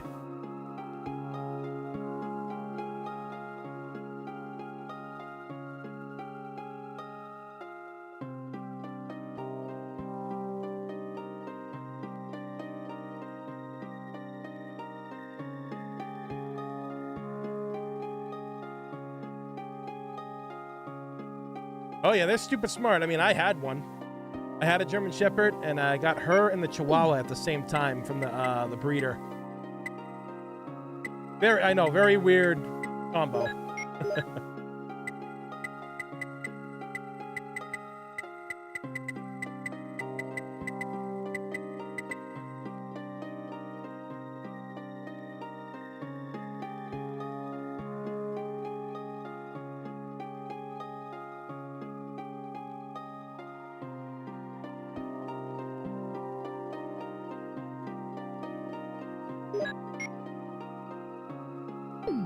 I do want to check out...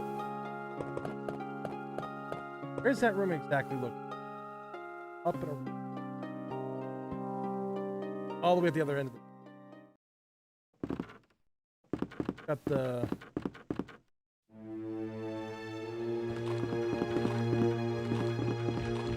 Yep. Bird. I would like to get a dog again, kind of, but I don't know. Dealing with animals and the loss of animals, it's hard. Things are just getting too expensive and afford anything. If I was to get another pet again, I would probably get turtles. I miss my turtles. They're like turtles. No, I do miss my turtles that I had. My landlord was a piece of shit. He made me get rid of the 2 that I had because I had a tank in the other room. He wanted them gone because when a pipe burst in the front room, what do you call it there? The burst pipe. It was hard to get to fix because of where the tank was on this big stand.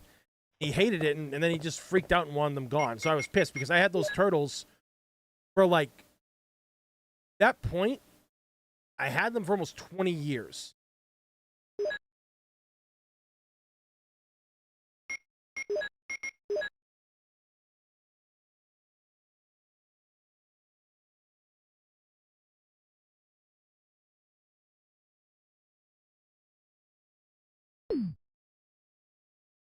Wait a minute, so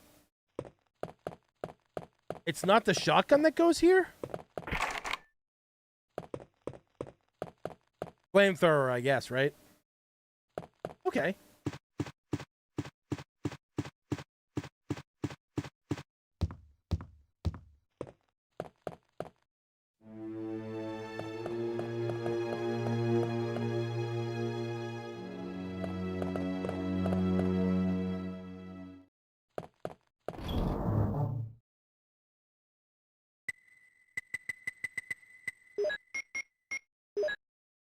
Yeah, I was thinking about what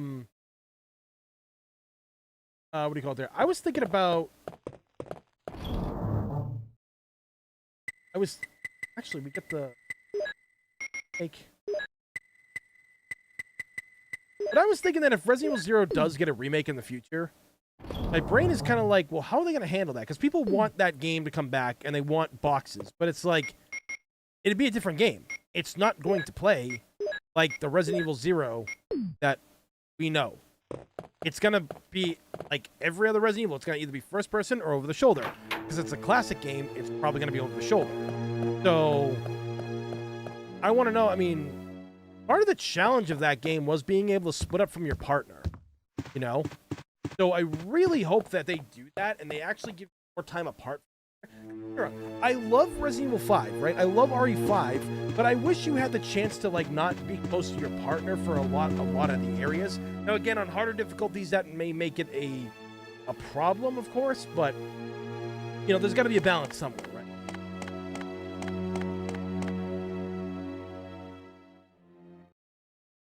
Oh yeah, no, turtles live forever, man. My uncle, I don't really talk to my mom's side of the family anymore, but he raised tortoises. He bred them. They would all walk around the backyard. In his basement, he sealed off a section of his basement. It's an entire, what do you call it there? It's like an entire like aquarium kind of thing in there, or terrarium in there, right? There's a waterfall, there's a small river. None of the turtles can drown in it and everything because it's not that high up and everything. They can drink from it. Got the tortoises in there, and he's got finches that fly around the top and down the bottom and everything. And he brings them out and puts the tortoises in the backyard, and the tortoises roam the backyard. It looks like Jurassic Park, you know? But the tortoises were great. Tortoises live for a long-ass time, man. They really do.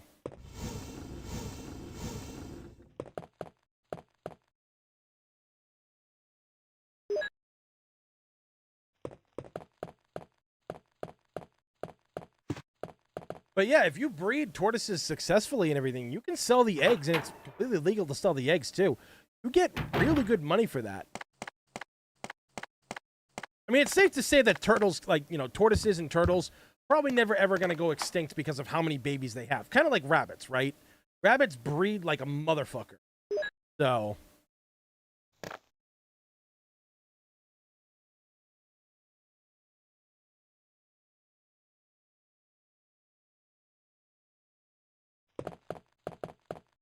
books and gadgetry. And useful. Oh shit, he wasn't even just waiting there. He loaded it. Okay. Yeah, they gave new animation to him there too. What the fuck? I'm over here now?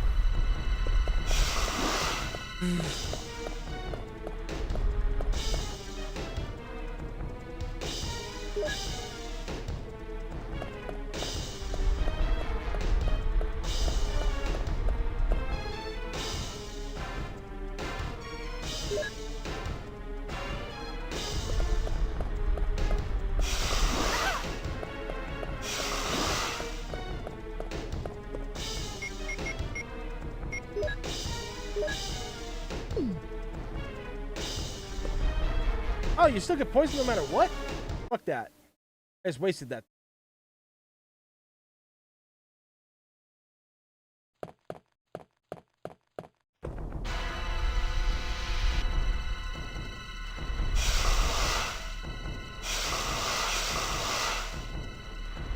He really wants that Joe sandwich.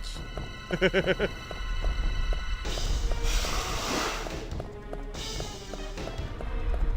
around.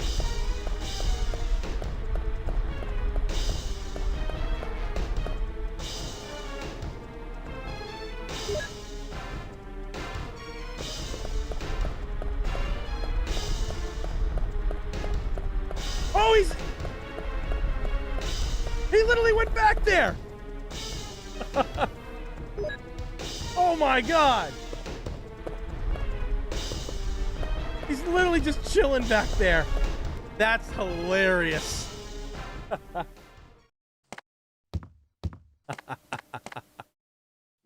Oh my god. I love it. That's great. That is great.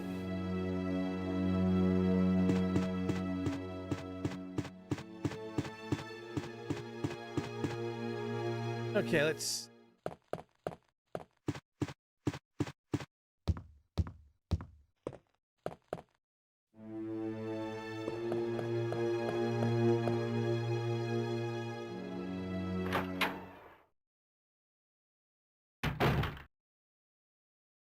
Yes, you did, Baz.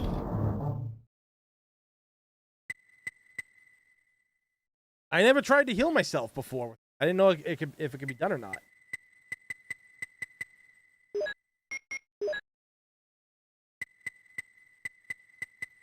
Press.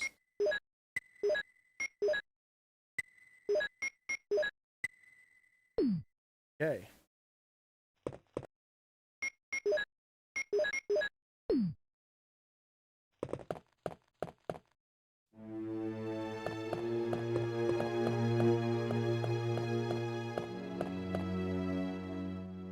For people watching right now, greatly appreciate that, guys. And 30 likes. Hell yeah, let's go, guys. Thank you for that.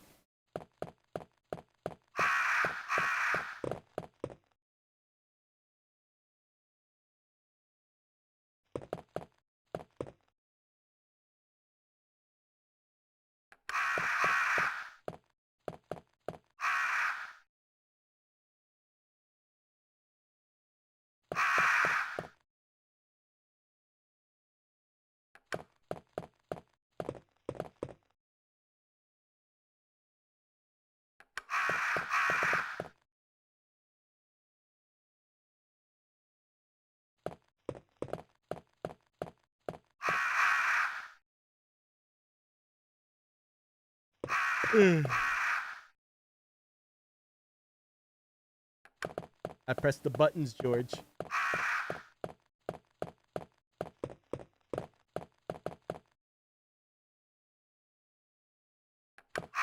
I honestly like this puzzle better than the one they put in the remake. You know, I don't dog on the remake at all because I think it's actually like an amazing game, but I don't know. I just don't really care for the Lisa Trevor puzzle. I think this is more fun. But I get it. You want to change up the puzzles a little bit. I get it. He was elected to read, not to lead. I screwed that up. I'm tired.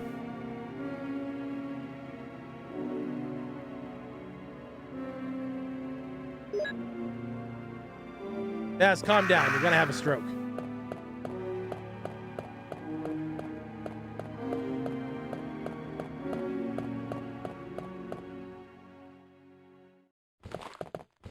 Oh!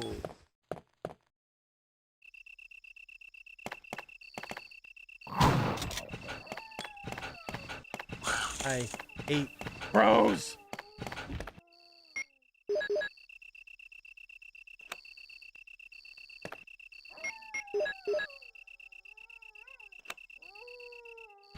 Probably be more JJ and Corey's fault than my fault. See, I know what's wrong with me. Y'all choose to hang out with me. Dog, fucking bird, fucking mansion.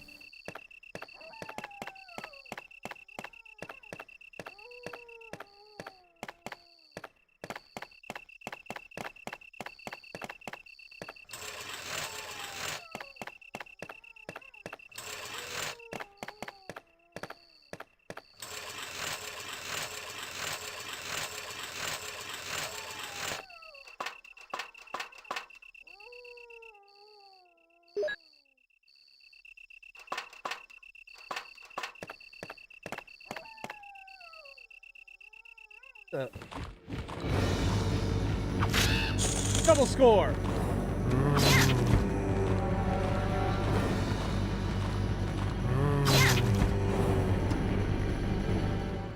Hell yeah.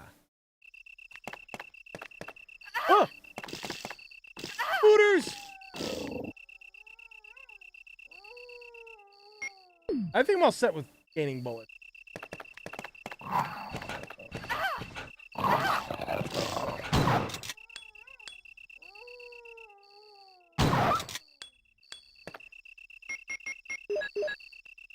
Damn spoods.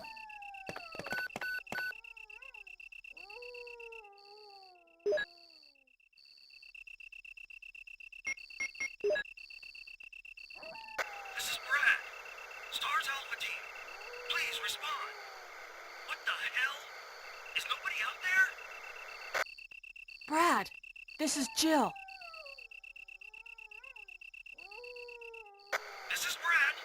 Stars Alpha Team. Bravo Team. It doesn't matter. Anybody answer me. This is Brad. I don't know if it's possible, but I really hope that we find the actor for Brad someday. That'd be great.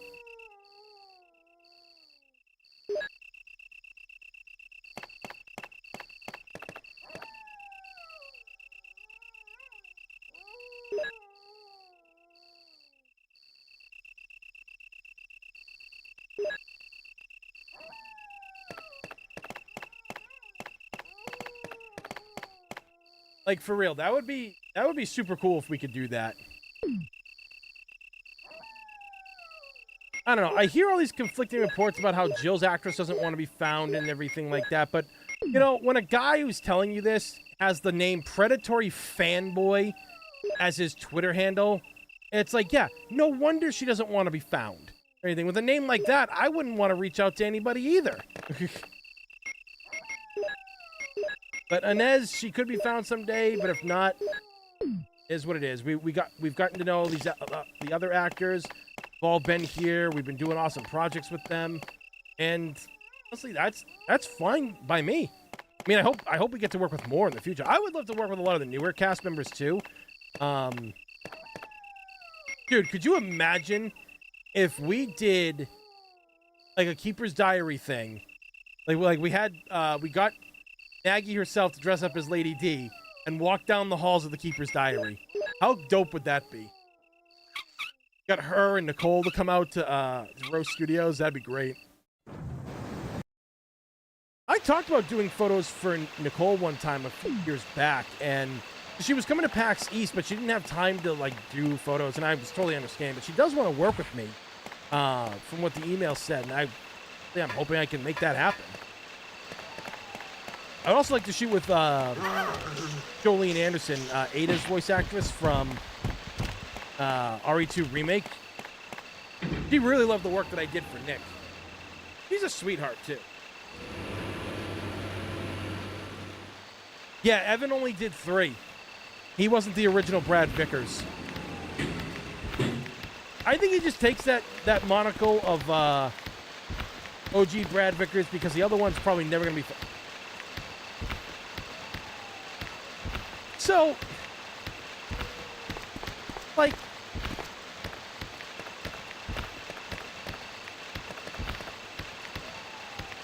I truly believe that shark is a glitch. Like, he's not supposed to be there. I think it's a glitch.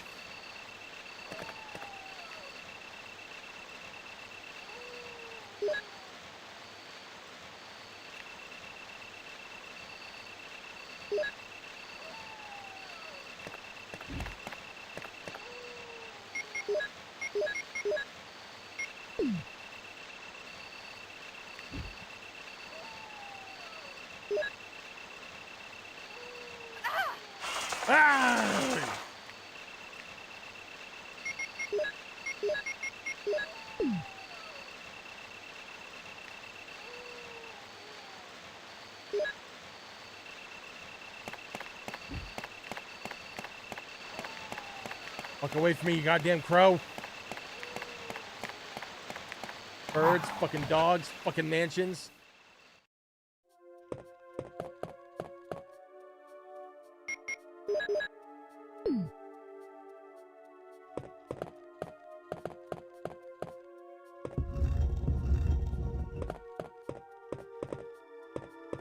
But you know, I would love to shoot for Evan someday too. I mean, he's just such a chill dude. It's really great when the actors are actually really a part of the community, and they're not just there because you know, it's like their newest thing, so they're just trying to like, you know, be around and then kind of forget about it after a while. Like, all these actors truly love what they fucking do, and I love that. And I love that so many of them are chill with us.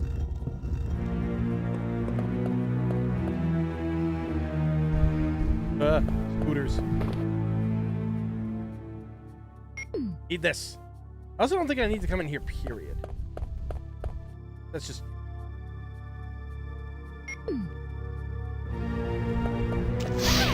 Motherfucker! Could be something else here, but doubt it. Damn, those spooters move fast. They only got 8 legs, but man, they're fucking booking it.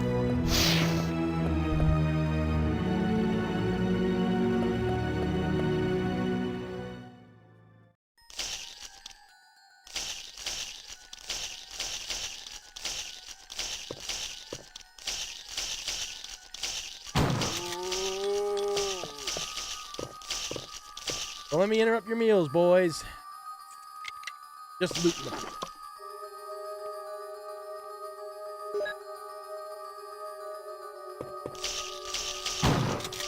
What the? Oh shit, there's kind of a lot of you guys.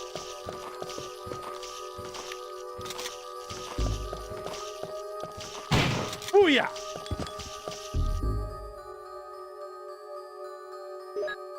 Hunters are just battle toads with roid rage. Oh my god! I can never unsee that now. Bitch! Nothing unusual. Yeah, just corpses sprout all over the place. Like, ah! Welcome.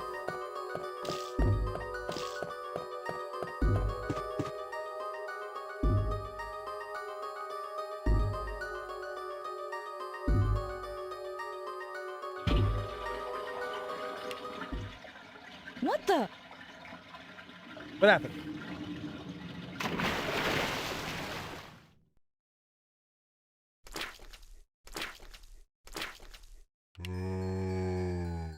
Oh, so he was. So he was just in the tub. Okay.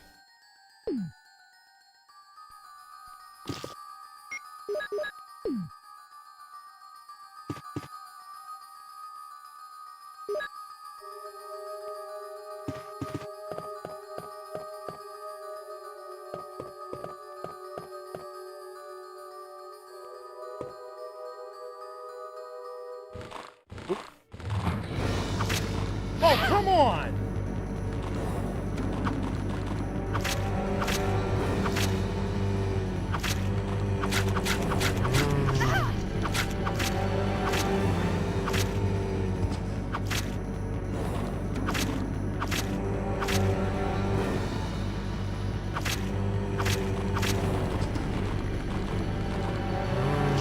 What the?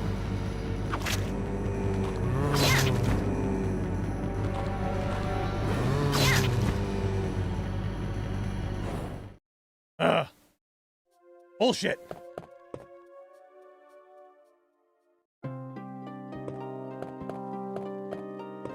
Oh, yes. Let's fucking go. Let's fucking go.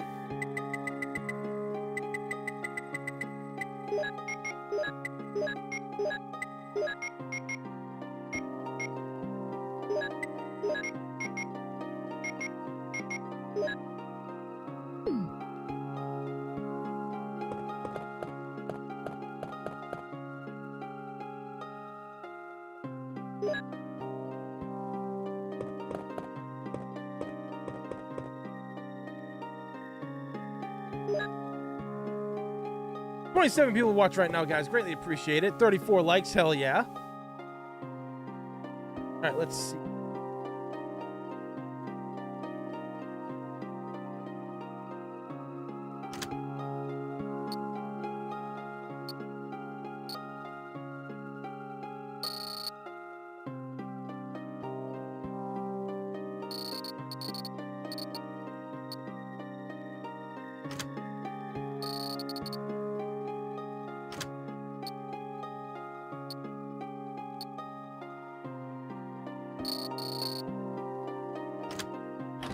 Here we go. That was actually probably the easiest one that I've done so far. Oh, let's go.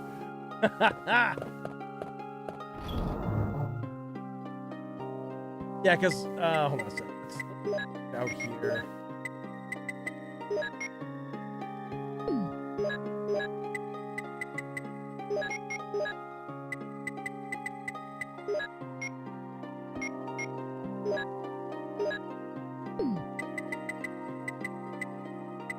Around.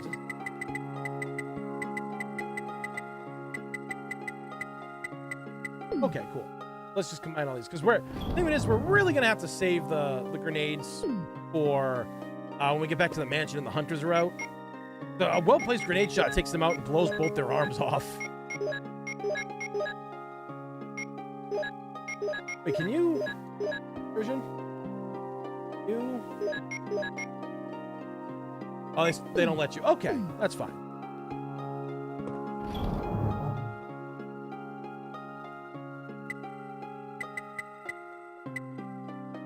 A nickname for hunters is also funny in the UK, Australia, and South Africa, but frowned upon in the US. What are they called?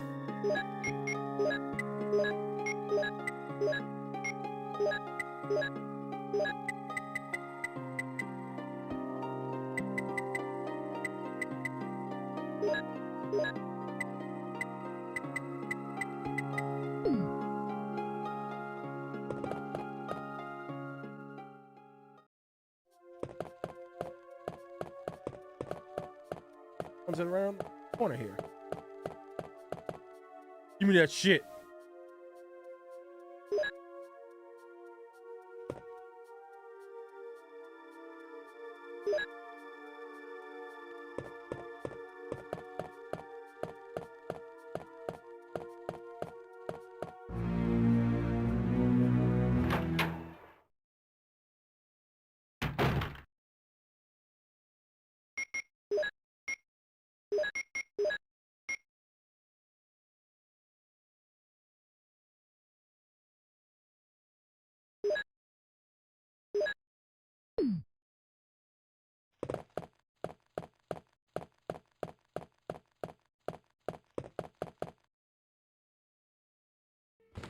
Come on.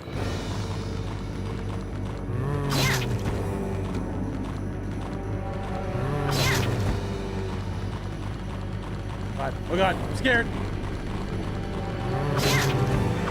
No!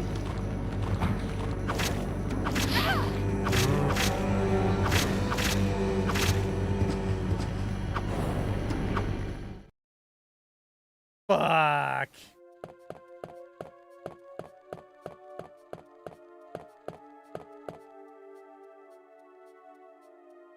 Oh. Oh God, not the bees!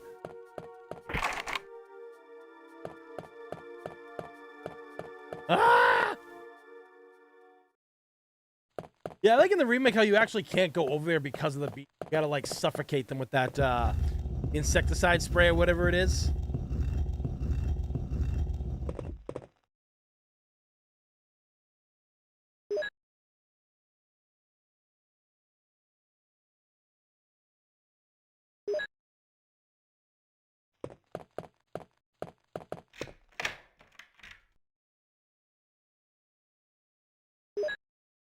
So I think I've told this story on the row before, but what do you call it there? When I played this game originally as a kid, right? My brain instantly thought, well, why are they telling me, giving me an option to throw the key away, right? Oh, double score. And there's only... and I was just like, okay, let's, There's a fucking spider in here, too? And so I thought, and some of my buddies also thought, that, what do you call it there? That if you kept all the keys, you could combine it into a super key. Because we also believed that that was a thing, because we went through the whole mansion, went through everywhere on the first run as well. And I'm playing through it, I'm playing with them on some days I'm playing by myself. I'm literally drawing the maps, I'm marking down everything that's in the room, I'm searching every corner, and I'm thinking, all these keys must unlock that one door that we can never unlock, right?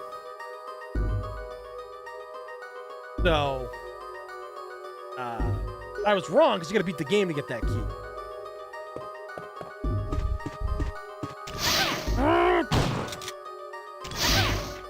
Bitch ass spider.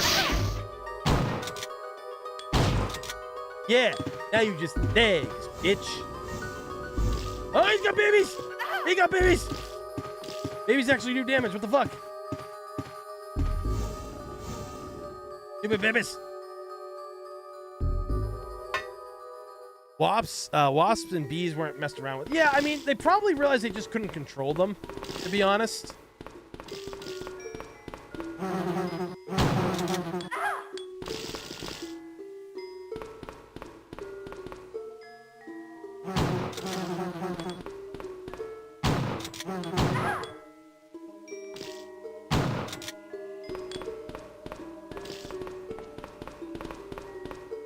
Fucking bees.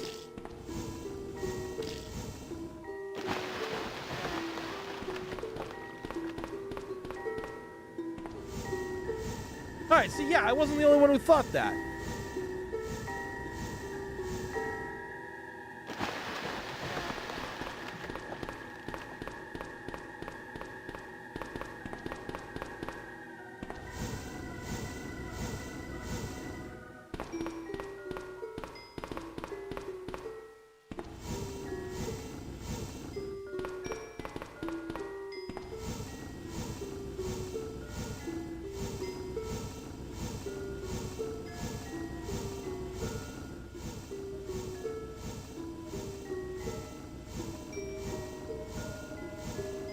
I mean, it makes sense. When you're in a game this large and you search everywhere, you think, oh, wait, maybe there's some areas that, like, that we missed. Maybe this is, like, a secret thing that we don't have to do, and it doesn't matter, but there's something super powerful, right?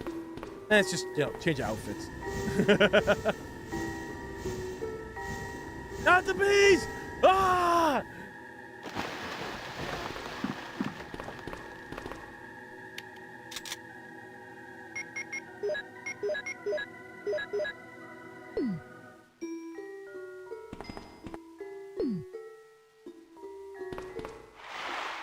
Now the game slows down dramatically.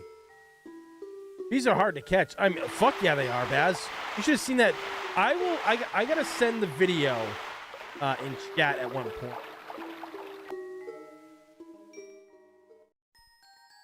Can I find it here and put it in the chat? Hold on, give me a second.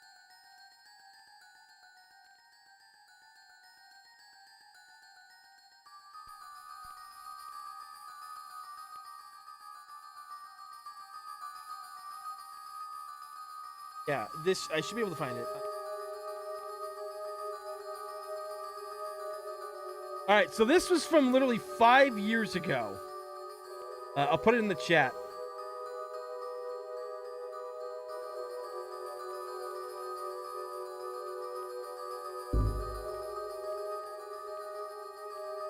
So this is on JJ's Twitter from 5 years ago. There we go.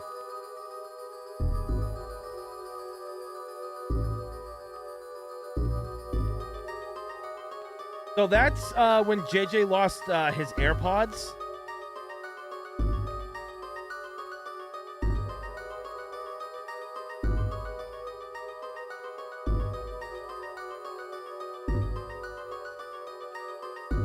So that's when Bob lost the, JJ lost his iPhone earpods. And Bob had come over and just, Bob's in the bush trying to get them back. And he's literally swinging at the bees. Mind you, this man is the guy who will literally just eat spaghetti until he pukes. He goes and he's literally, like, look, click that link right there in the chat. He's literally punching bees.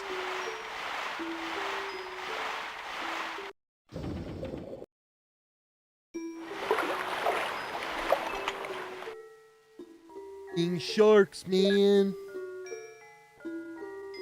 Don't go in the water and fuck around with the sharks, you know? That was like beach bum Macho Man Randy Savage right there. Like, what the fuck was that?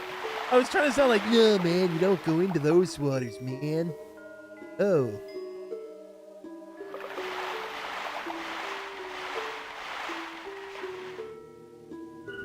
Oh, the lever crunk. Wrong lever!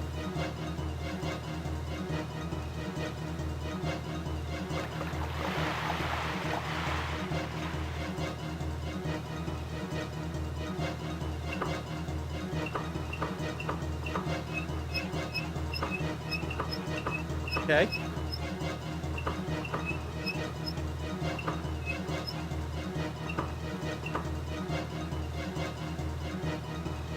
How do I do it?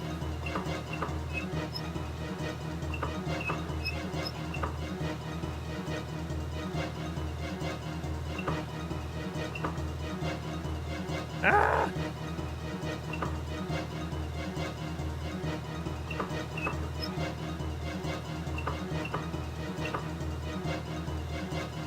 Get. can I not exit out of it? Oh, fuck you, video game.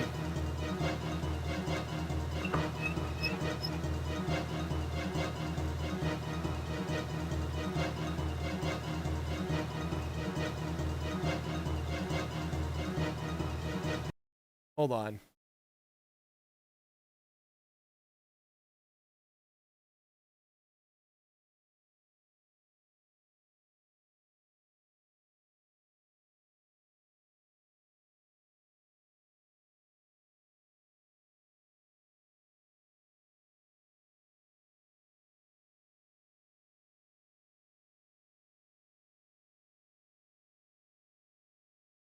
The Nintendo DS port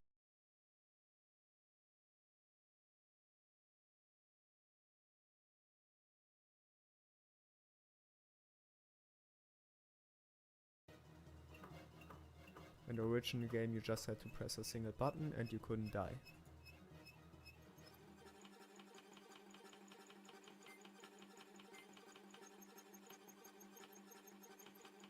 What are they doing that?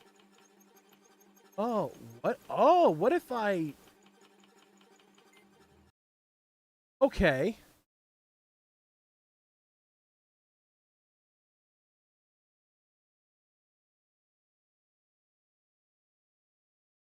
Oh, yeah, that's right. Yeah, because JJ did get stung by the bees. All right, actually, we can do... Hotkey, I think.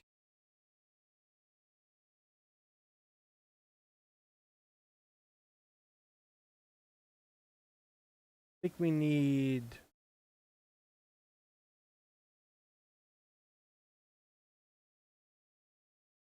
Microphone. Pressure.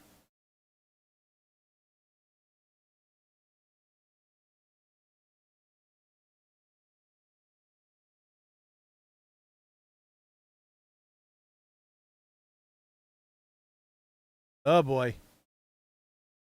Oh, boy. In the original game you just had to press a single button and you couldn't die. Action a lot. You have to turn a valve, otherwise the water will kill you. But how the fuck is he doing this?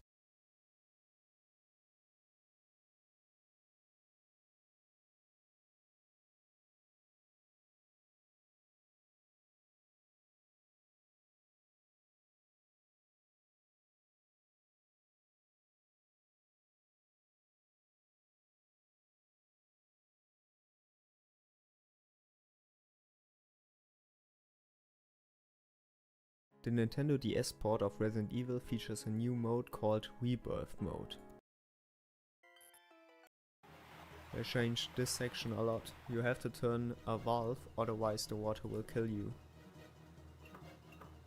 In the original game you just had to press a single... Just watch this one, goddammit.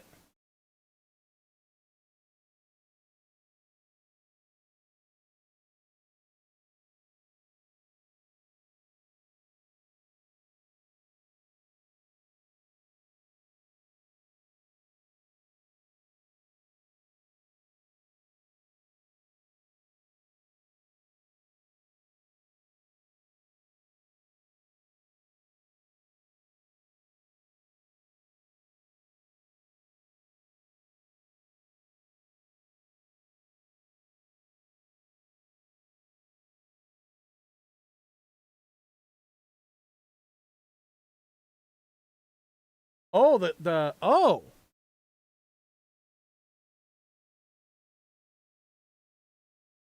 right, you know what?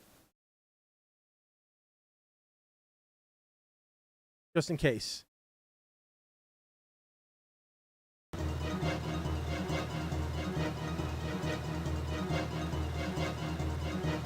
Nope, it's not working.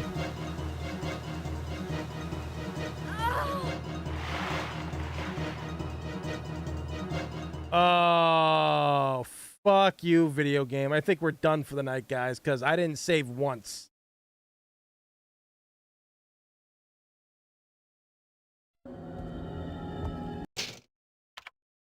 Resident Evil DS.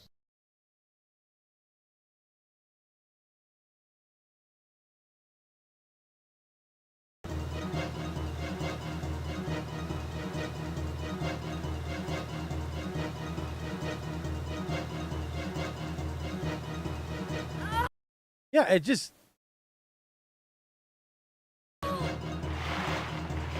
Heck.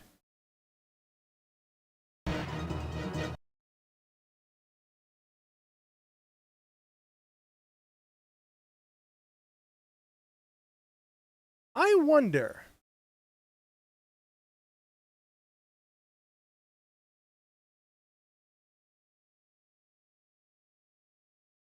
Okay, let's try this. Up, down, and right. Okay.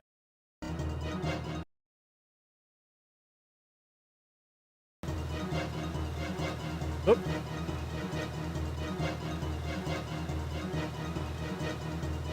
Yeah, I can't even get the thing to fucking function. It like literally won't even fucking function now.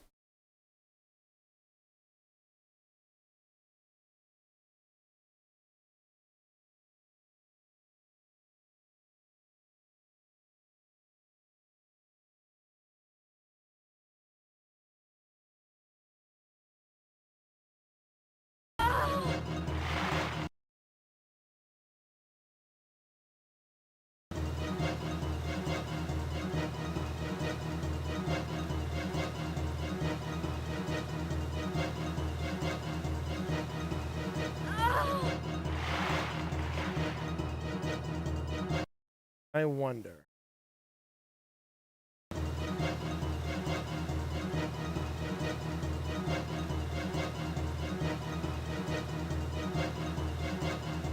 Yeah, nothing's.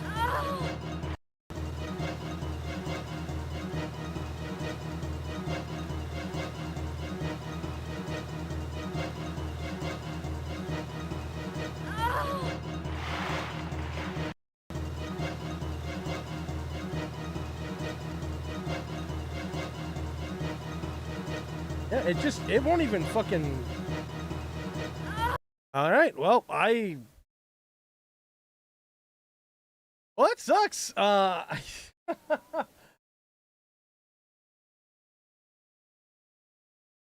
sucks, man. I mean, I don't know why it wouldn't work. Like every time I tried to rotate it, it just wasn't picking it up. And again, I don't know how to set the stylus. I mean, we did save. Wait, hold on. When was the last time we did technically?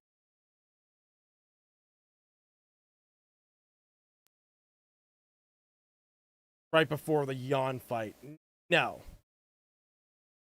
No, I think we're good. I'll figure out a way. Like I'll figure out a way to do it. No, I'll figure out some way to get that working. But you know, maybe we can still fix it.